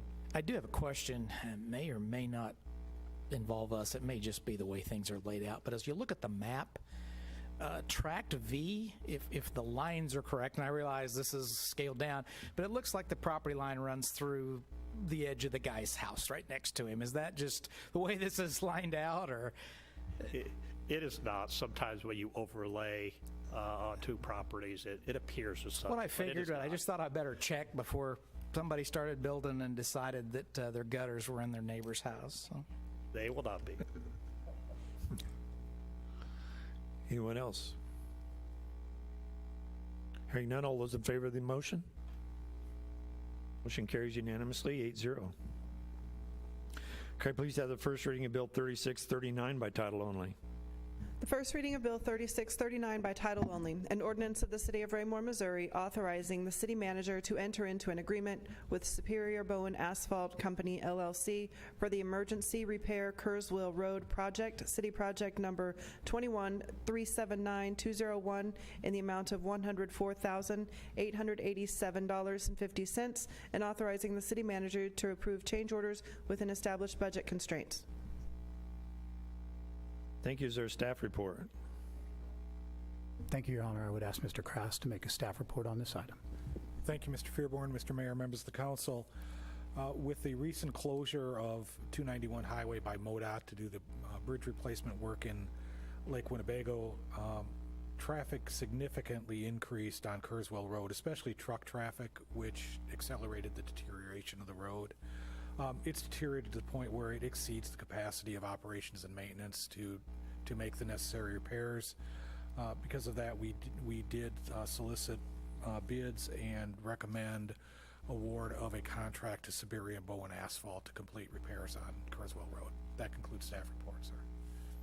Thank you, Mike. Is that certain sections of that road will be replaced, or is it we're not doing an overlay? We're just No, sir, doing certain sections that are particularly bad. The majority of the work is going to be between 163rd Street and 155th Street, and then there'll be some scattered work towards the school bus entrance. Perfect. Okay. Yes, Ms. Abdel, go ahead. Just a quick note there's information about what will be repaired on page 131 in the packet. Just kind of a tongue-in-cheek question, can we bill MoDOT for any of this? It was the biggest surprise that we ever had. As an addendum, sir, we will be speaking to the same need for Ward Road, but a different approach with the next agenda item. Okay. All right. Thank you, sir. Anyone else have any questions of staff? Hearing none, I'd entertain a motion to dispose of this item. Mr. Mayor, Mr. Townsend. I move that we approve the first reading of Bill 3639, award of contract emergency repair Kurzweil Road. Thank you, sir. Is there a second? Yes, sir. I'll second the motion. Thank you, Mr. Holman. Motion's been made and seconded to approve the first reading of Bill 3639. Any further discussion? Yes. You both were up at the same time? Go ahead. You want to go ahead? Here it closes. I was just going to comment that I know a lot of people out on our end of town and across the community drive both Kurzweil and Ward, and I don't think anyone could argue that there's a need for this. Mr. Berenson. Thank you, Mr. Mayor. I would urge our communications department to swiftly put out the information that if we pass this tonight, that this will be happening soon. There'll be a lot of, like Sonia said, a lot of people in our community, especially our ward, very happy about that. And I want to thank the city for getting this through so quickly. Thank you. Thank you. Anyone else that doesn't live in Ward 4? Where's that? I live there too. There's nothing further. All those in favor of the motion? Motion carries unanimously, 8-0. Okay, please have the first reading of Bill 3640 by title only.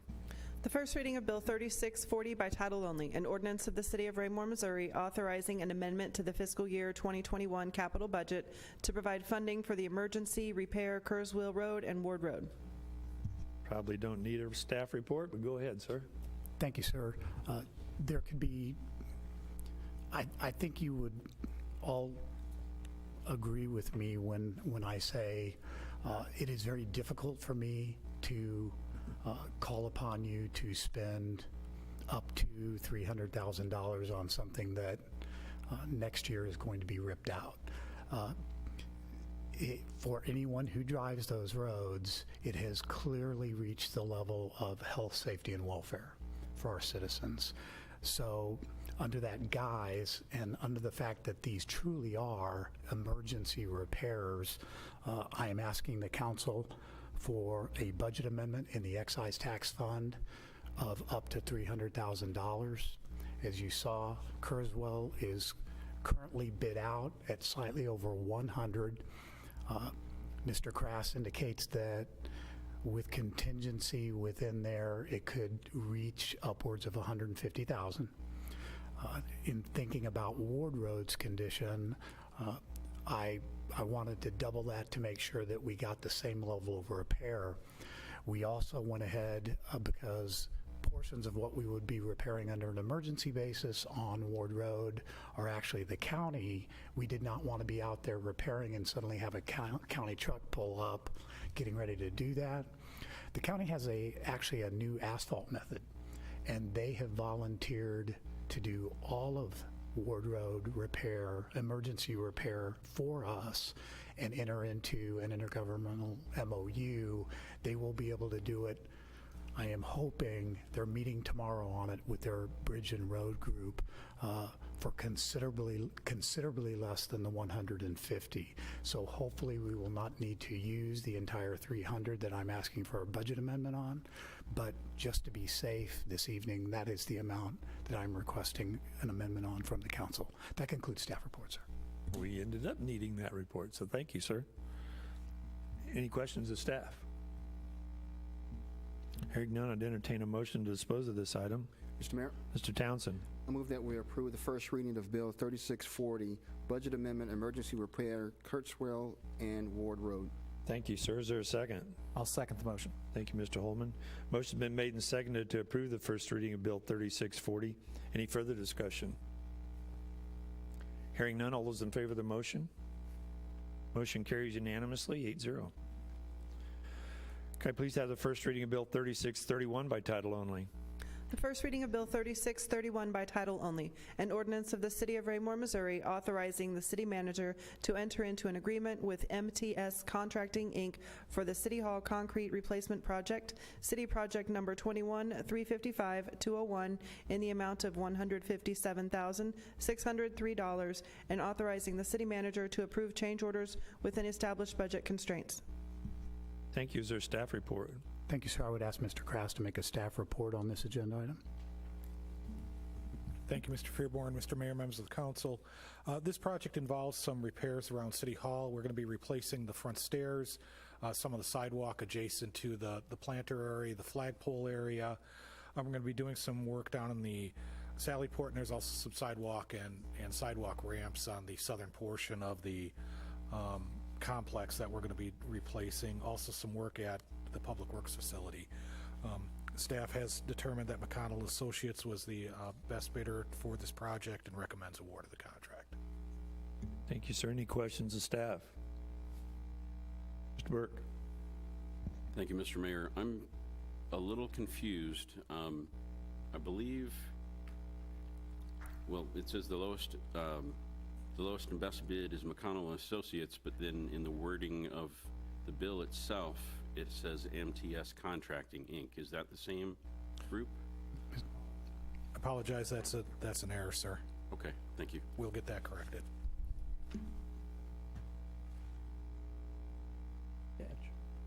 Anyone else?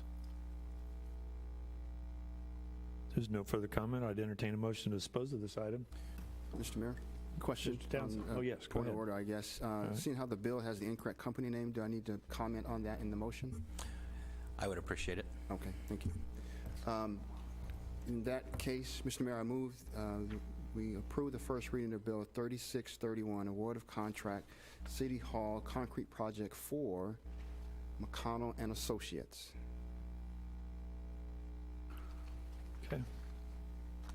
Thank you, sir. Is there a second? Yes, sir, I will second the motion. Thank you, Mr. Holman.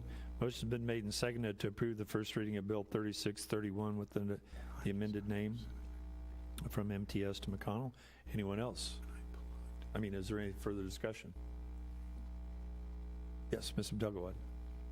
Just a quick comment for my clarification. It looks to me like McConnell and Associates is that correct amount, but is not the lowest bidder. That is correct. We are recommending award to the lowest best bidder. Okay, very good. Did you have anything else you wanted to add? To be statesmanlike, no, sir. Okay. Anyone else have any discussion item? Hearing none, all those in favor of the motion?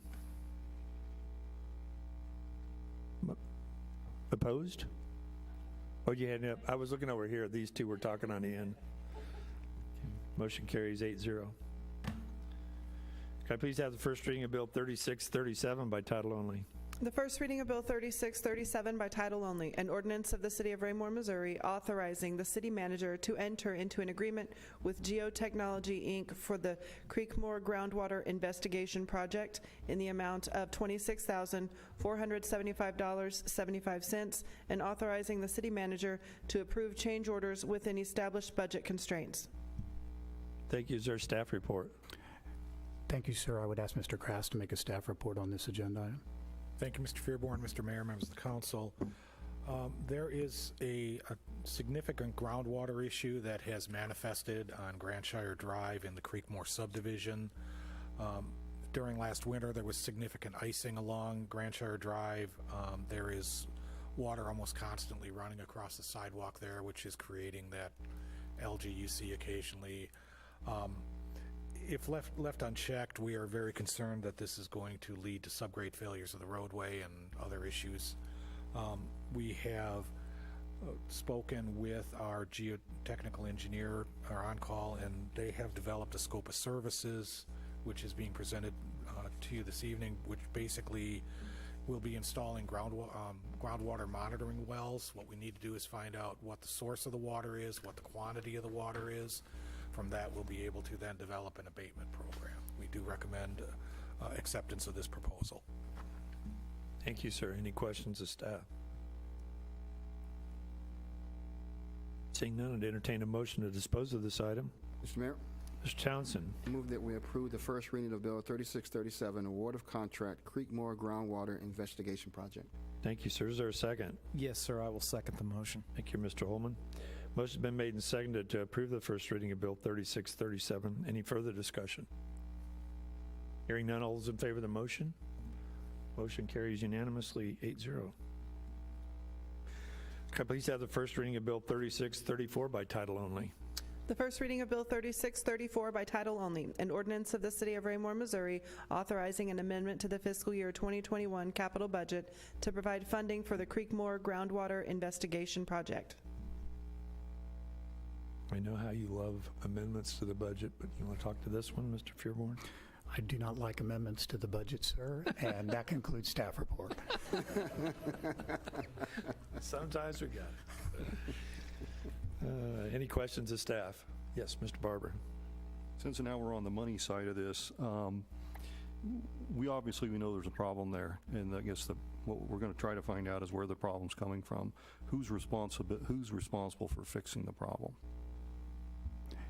I'll take that one. You're off the hook, Mr. Krass. Look like I've got a secret show where they're all looking at each other. More than likely, it's going to be us. This was hidden groundwater. The evidence of it is there was a pond up there that shows no surface water getting to it to create that pond. And so it's all underwater, underground. Nobody noticed it until they were digging a foundation up there, and the foundation kept filling up with water.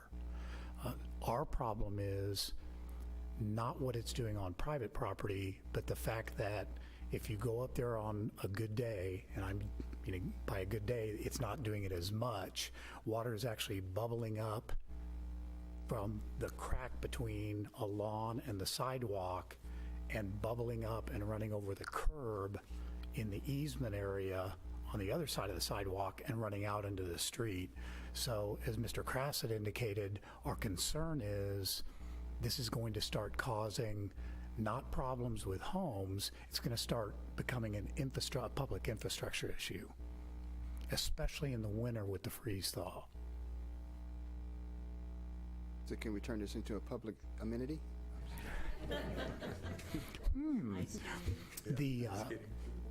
The future costs associated with it, since you've broached the topic, will be, they will tell us what the problem is. We're going to have to get a civil engineer in to fix the problem, or to get together an RFP for fixing the problem, and then of course whatever construction needs to be done to divert the water. Obviously when you start diverting water, it's got to go somewhere. So that'll be the significant portion of the civil engineer's report. Anyone else? There's no further questions of staff. I'd entertain a motion to dispose of this item. Mr. Mayor, Mr. Townsend. I move that we approve the first reading of Bill 3634, Budget Amendment Creekmore Groundwater Investigation Project. Thank you, sir. Is there a second? I'll second the motion, sir. Thank you, Mr. Holman. Motion's been made and seconded to approve the first reading of Bill 3634. Any further discussion? Hearing none, all those in favor of the motion? Motion carries unanimously 8-0. Could I please have the first reading of Bill 3638 by title only? The first reading of Bill 3638 by title only, an ordinance of the City of Raymore, Missouri, authorizing the city manager to enter into an agreement with Pure Technologies for the Owen Good Force Main Condition Investigation Project, City Project Number 21-380-301, in the amount of $90,800, and authorizing the city manager to approve change orders within established budget constraints. Thank you. Is there a staff report? Thank you, sir. I would ask Mr. Crass to make a staff report on this item. Thank you, Mr. Fearborn, Mr. Mayor, members of the council. Staff is requesting council approve the engagement of Pure Technologies to do an investigation of the Owen Good Force Main. They're going to be looking for potential leaks, areas where the condition of the walls of the main. They'll also be looking for potential air gaps where corrosion can occur internally within the pipe in case there's a need to add additional air relief valves. If you think of like a level bubble, and so if you get an air gap there, we could put an air relief valve to then relieve the air. And what happens when the air is there, it'll release hydrogen sulfide, which creates sulfuric acid, which leads to the corrosion of the pipe. So we do recommend this engagement. Thank you, sir. Any questions of staff? Mr. Townsend. Thank you, Mr. Mayor. Mr. Crass, is this the result of a failure over the years of different points, or is this more preventative maintenance? It's a combination, sir. We have had some significant failures. What we have found in the southern portion where the force main was installed, it's installed in very reactive soils, and what that creates then is a corrosion from the outside of the pipe, where the walls got very, very thin, and we actually had some significant bursts. We've also had some point repairs in the Silver Lake area, and right now there's also some deterioration up near the Mizuma Credit Union that we're programming for repair next year. So we really want to be proactive. If there are some leaks, we would like to get them fixed before they start erupting along the route. Excellent. Thank you, sir. Anyone else? If not, I'd entertain a motion to dispose of this item. Mr. Mayor? Mr. Townsend. I move that we approve the first reading of Bill 3638, Award of Contract Force Main Condition Investigation Project. Thank you, sir. Is there a second? I'll second the motion, sir. Thank you, Mr. Holman. Motion been made and seconded to approve the first reading of Bill 3638. Any further discussion? Hearing none, all those in favor of the motion? Motion carries unanimously, 8-0. Can I please have a reading of Resolution 2122 by title only? The reading of Resolution 2122 by title only, a resolution of the City of Raymore, Missouri, approving the Memorandum of Understanding between the City of Raymore and the Festival in the Park, Inc. Committee for the 2021 Festival in the Park event. Thank you. Is there a staff report? Thank you, Your Honor. I would ask Mr. Musteen to make the report on this item. Thank you, sir. I will wrap up tonight's business with our MOU with the Festival in the Park. Happy to do so, and for them, I knew it was a long agenda tonight, so I did tell them that they didn't have to be here, but they were at the park board meeting, just so you know. This is a typical MOU that we normally do. It involves an in-kind service of $4,500 on the city's part to provide services of my park staff during the event. They've requested Memorial Park for September 16th through the 18th. No major changes to previous years or previous events. And they do intend to have a beer garden like they have in previous events, with the Thursday night being family night, so it would be Friday night and Saturday night. And outside of that, other than date changes, there have been no requests. And that concludes staff report on this particular item. Thank you, Nathan. Any questions of Mr. Musteen? Where are we at? Oh, Mr. Barber. I don't have a question, I just have a comment. I'm just glad we're doing it this year. Yes. Anyone else? Thank you, sir. There's no further questions. I'd entertain a motion to dispose of this item. Mr. Mayor, Mr. Townsend. I move that we just approve Resolution 2122, Raymore Festival in the Park Memorandum of Understanding. Thank you. Is there a second? Yes, sir. I'll second the motion. Motion's been made and seconded to approve Resolution 21-22. Any further discussion? Hearing none, all those in favor of the motion? Motion carries unanimously, 8-0. That concludes new business tonight. We'll now move on to public comments.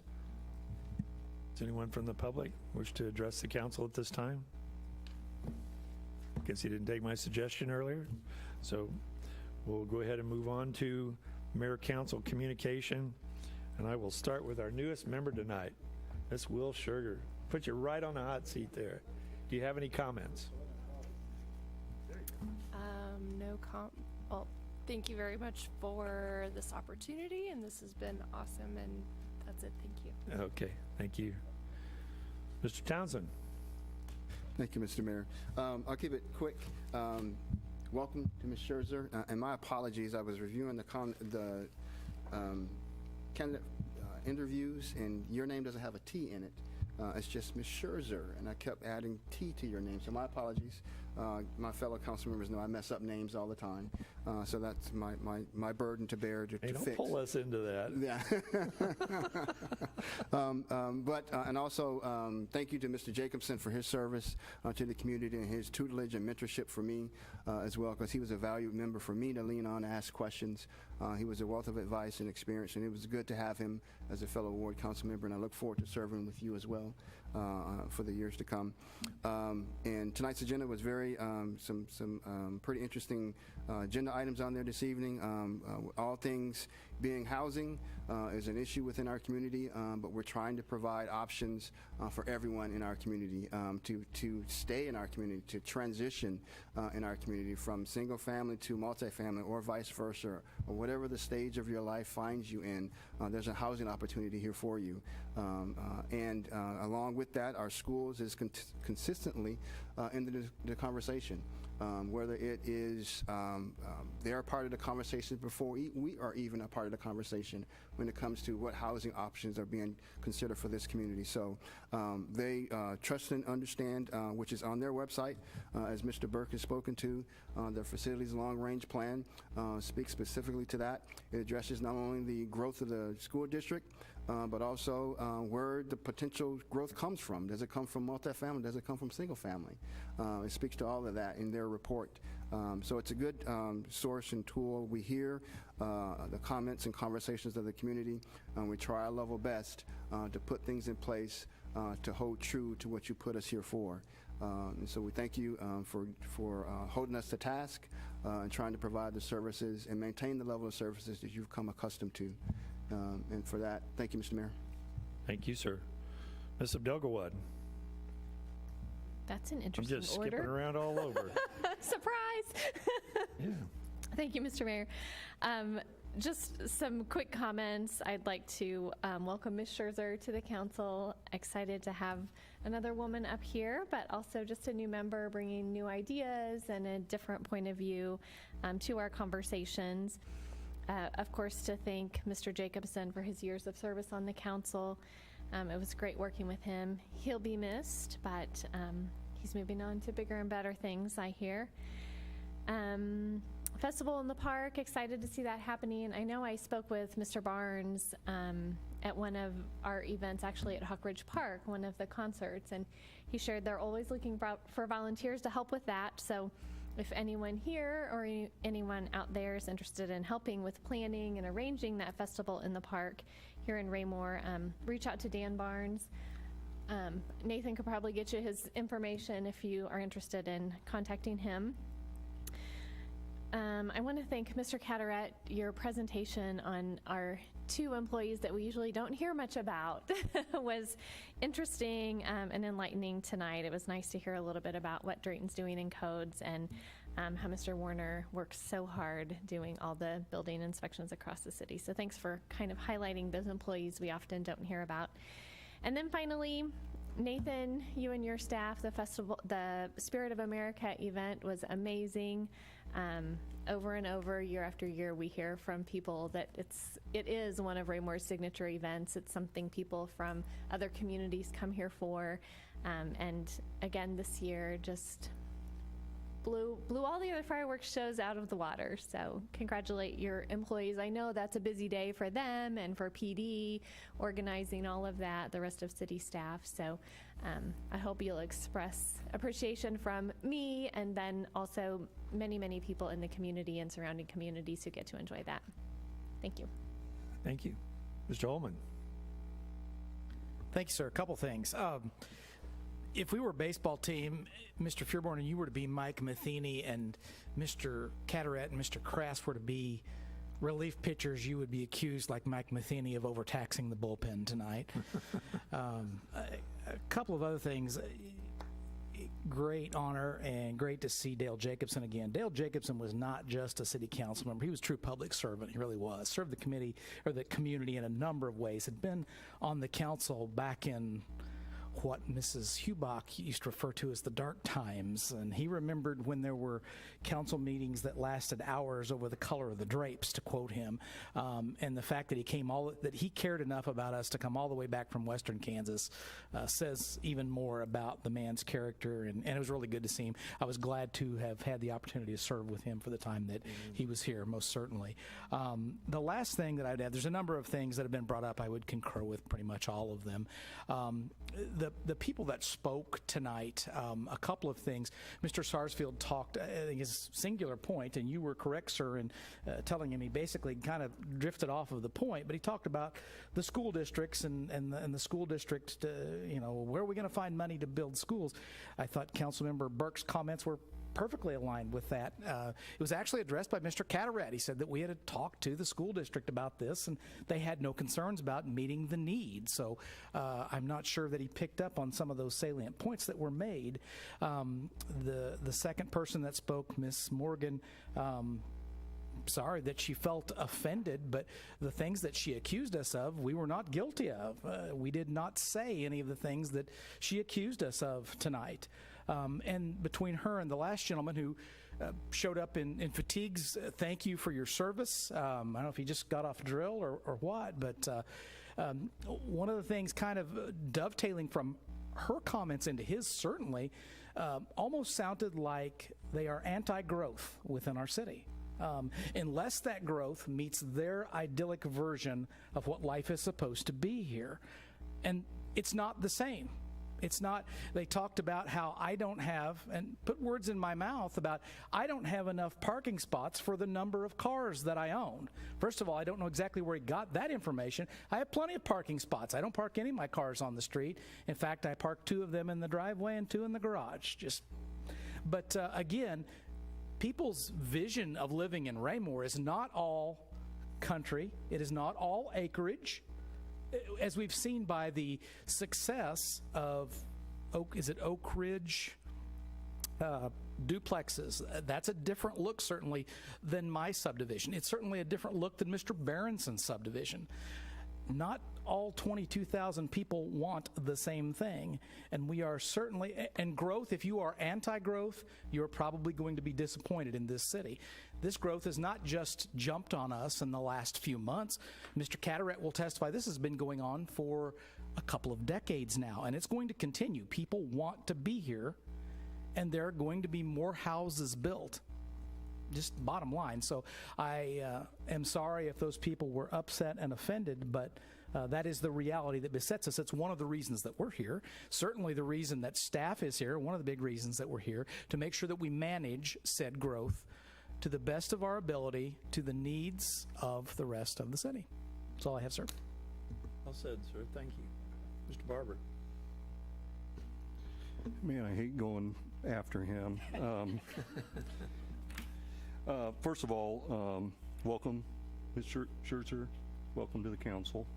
And I wanted to thank Mr. Jacobson for his service. Our loss is Norton, Kansas gain, and I would imagine down the road in a few years, you watch their city, you're probably going to see him somewhere on Norton, Kansas, serving somewhere. Wanted to make a comment about Spirit of America.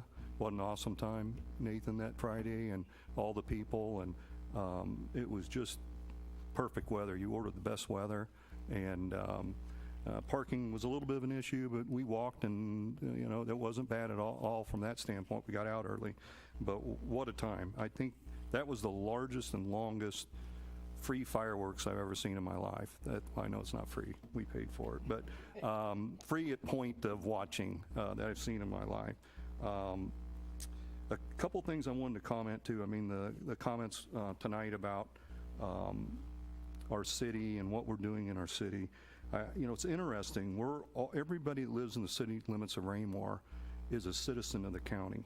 We're Cass County citizens. Cass County residents that only live in Cass County are not citizens of Raymore.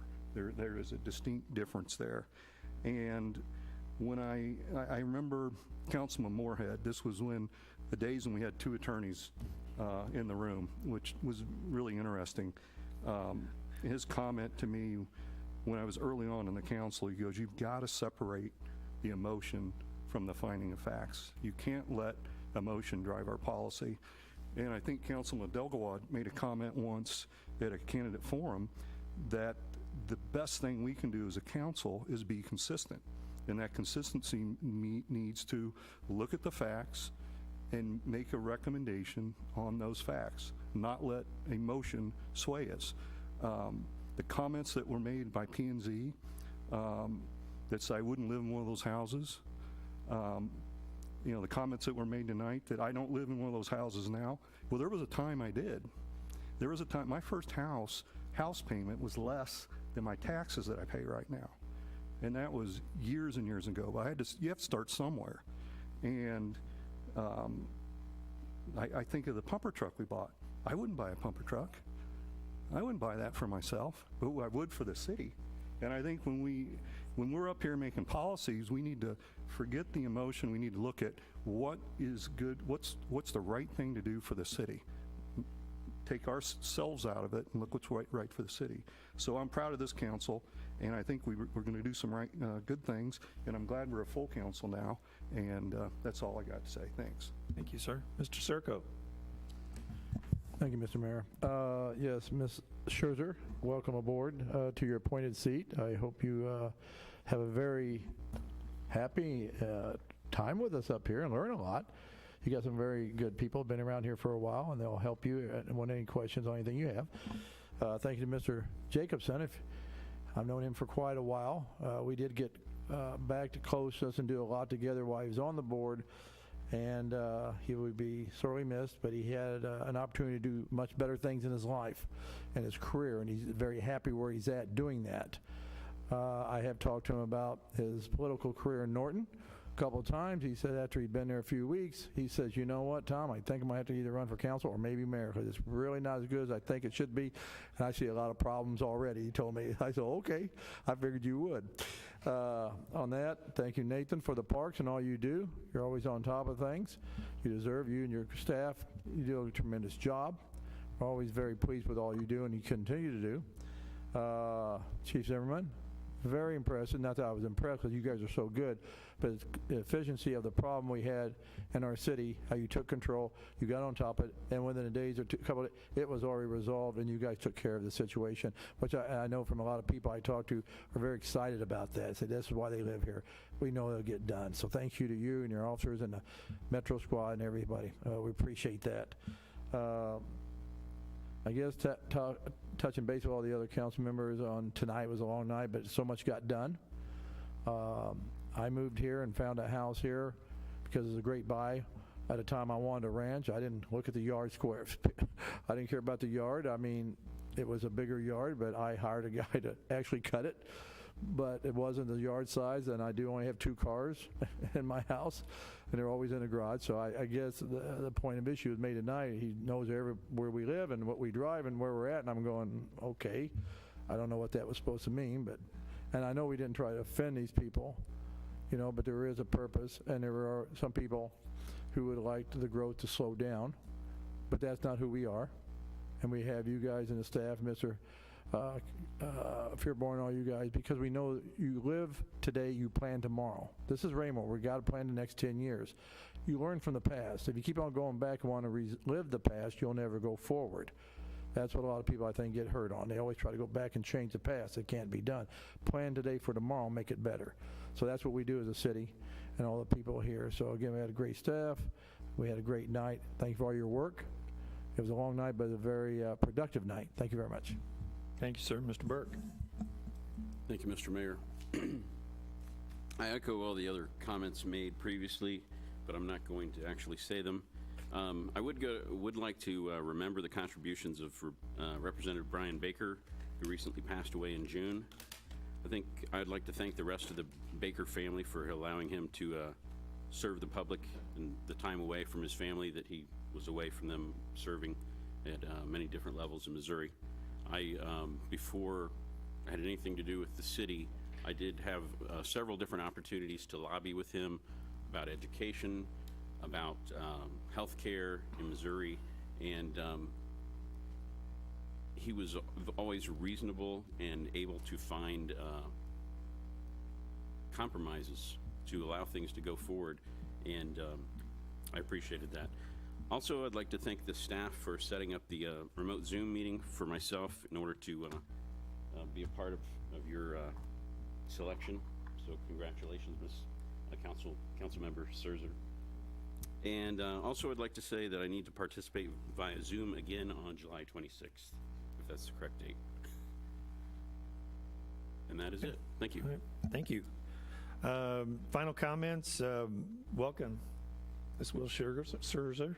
Welcome to the council. We're excited to have you. Mr. Jacobson is was a wonderful city councilman, and I'm sure would be there for council if you need him at all. He is. We will miss Dale. He was a good friend, and he was a good council member, and as Mr. Ullman pointed out, a wonderful public servant.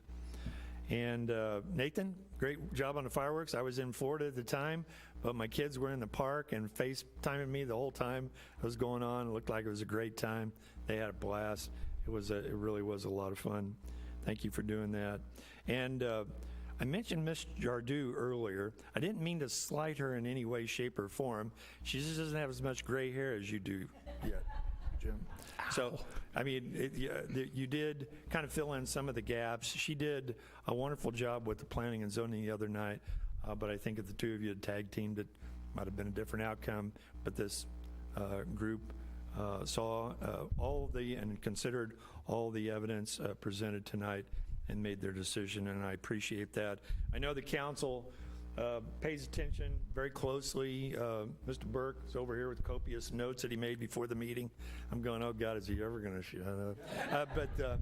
No, it was a good job. You did a good job. I'm just teasing you because you did a great job. And I want to thank the chief. Chief, thank you not only for a great job with the Metro Squad. They kind of do their own thing. You stand back, stay out of their way. The experts do it, but bringing them together is always the smartest thing to do, I think. And great job on that. But also a wonderful job with the SAFE program. I know you work. Your heart is there in that. And I know that you not only in the initial contacts with the survivors, there's an ongoing contact, and you develop relationships with the surviving family members, take care of the kids, help the spouses out. It's just a wonderful program, and if people can donate to that, I highly recommend it because it is a great program. And thank you for directing that. I know it's a lot of work in addition to your job here, but we appreciate everything that you do. We really do. With that, I'll go into my comments tonight. We do have an opportunity to move into executive session. Would you like to give Councilmember Berenson the opportunity to speak tonight? Oh, I forgot you? No, that's okay. I'm good. No, go ahead, Mr. Berenson. I'm sorry. Thank you, Mr. Mayor. I did lose 4 pounds this week, so it's probably easy to miss me. Many of you probably noticed in the crowd. I'll try to be brief. I have probably as many notes as Councilman Burke does. Quickly, Spirit of America celebration, that was fantastic, Nathan. I got a chance to go out there too and hang out and talk with some of your staff, and man, that was really enjoyable. And got home in time to watch it with my kids, and I kept saying, okay, it's the grand finale. Nope, okay, it's now. And then 5 minutes later, I think it's now. So it lasted a long time.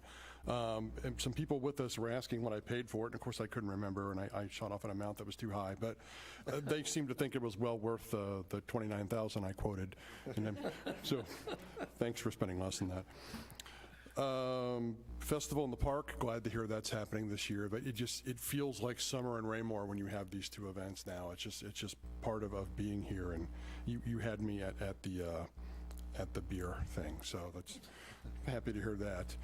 Thank you for calling out Mr. Werner and Mr. Vogel. Those really are probably some of the most thankless jobs. I think you said that term in the city, and somebody probably should buy those guys a beer too. So. And then lastly, I did vote no tonight on one thing, and I wish the developer were here, and that was not a hard no for me. That was I sat here and I just didn't. I was still on the fence when we did that vote, and I'm gonna explain why I voted the way I did. We have codes in place, and if we'd have followed the codes we have now, I would have loved to see that subdivision go in, and I didn't feel like we were really getting that much for what we were giving up, and I support lower income housing. I support a starting point, because my first house was, my God, my car payment's almost as much as my first house payment. I support the ability to buy homes at a lower cost and get that contingent of people here in Raymore. I just had some issues with what we were getting for what we were giving up. I will say now that we did pass it, I'm glad to see that it did not go multifamily, that it is R1, and I believe that it'll be a successful neighborhood. So I look forward to seeing the plat come before us again, and now that it's rezoned, I have no reason to, I don't know, we'll see how the plat goes, but just kind of wanted to explain that. I'm not sure if my explanation was that great, but wanted to kind of speak to that, and thank you, Mr. Mayor. Well, I'm not sure I'd agree with low-income housing. Well, yeah. At $250,000, that's still a steep hill to climb for any homeowner. Anyway, we do have a reason to go into executive session tonight, so I'd entertain a motion in that fashion. Mr. Mayor? Mr. Townsend. I move that we move into executive session pursuant to revised Missouri Statute 610-021, subparagraph 1.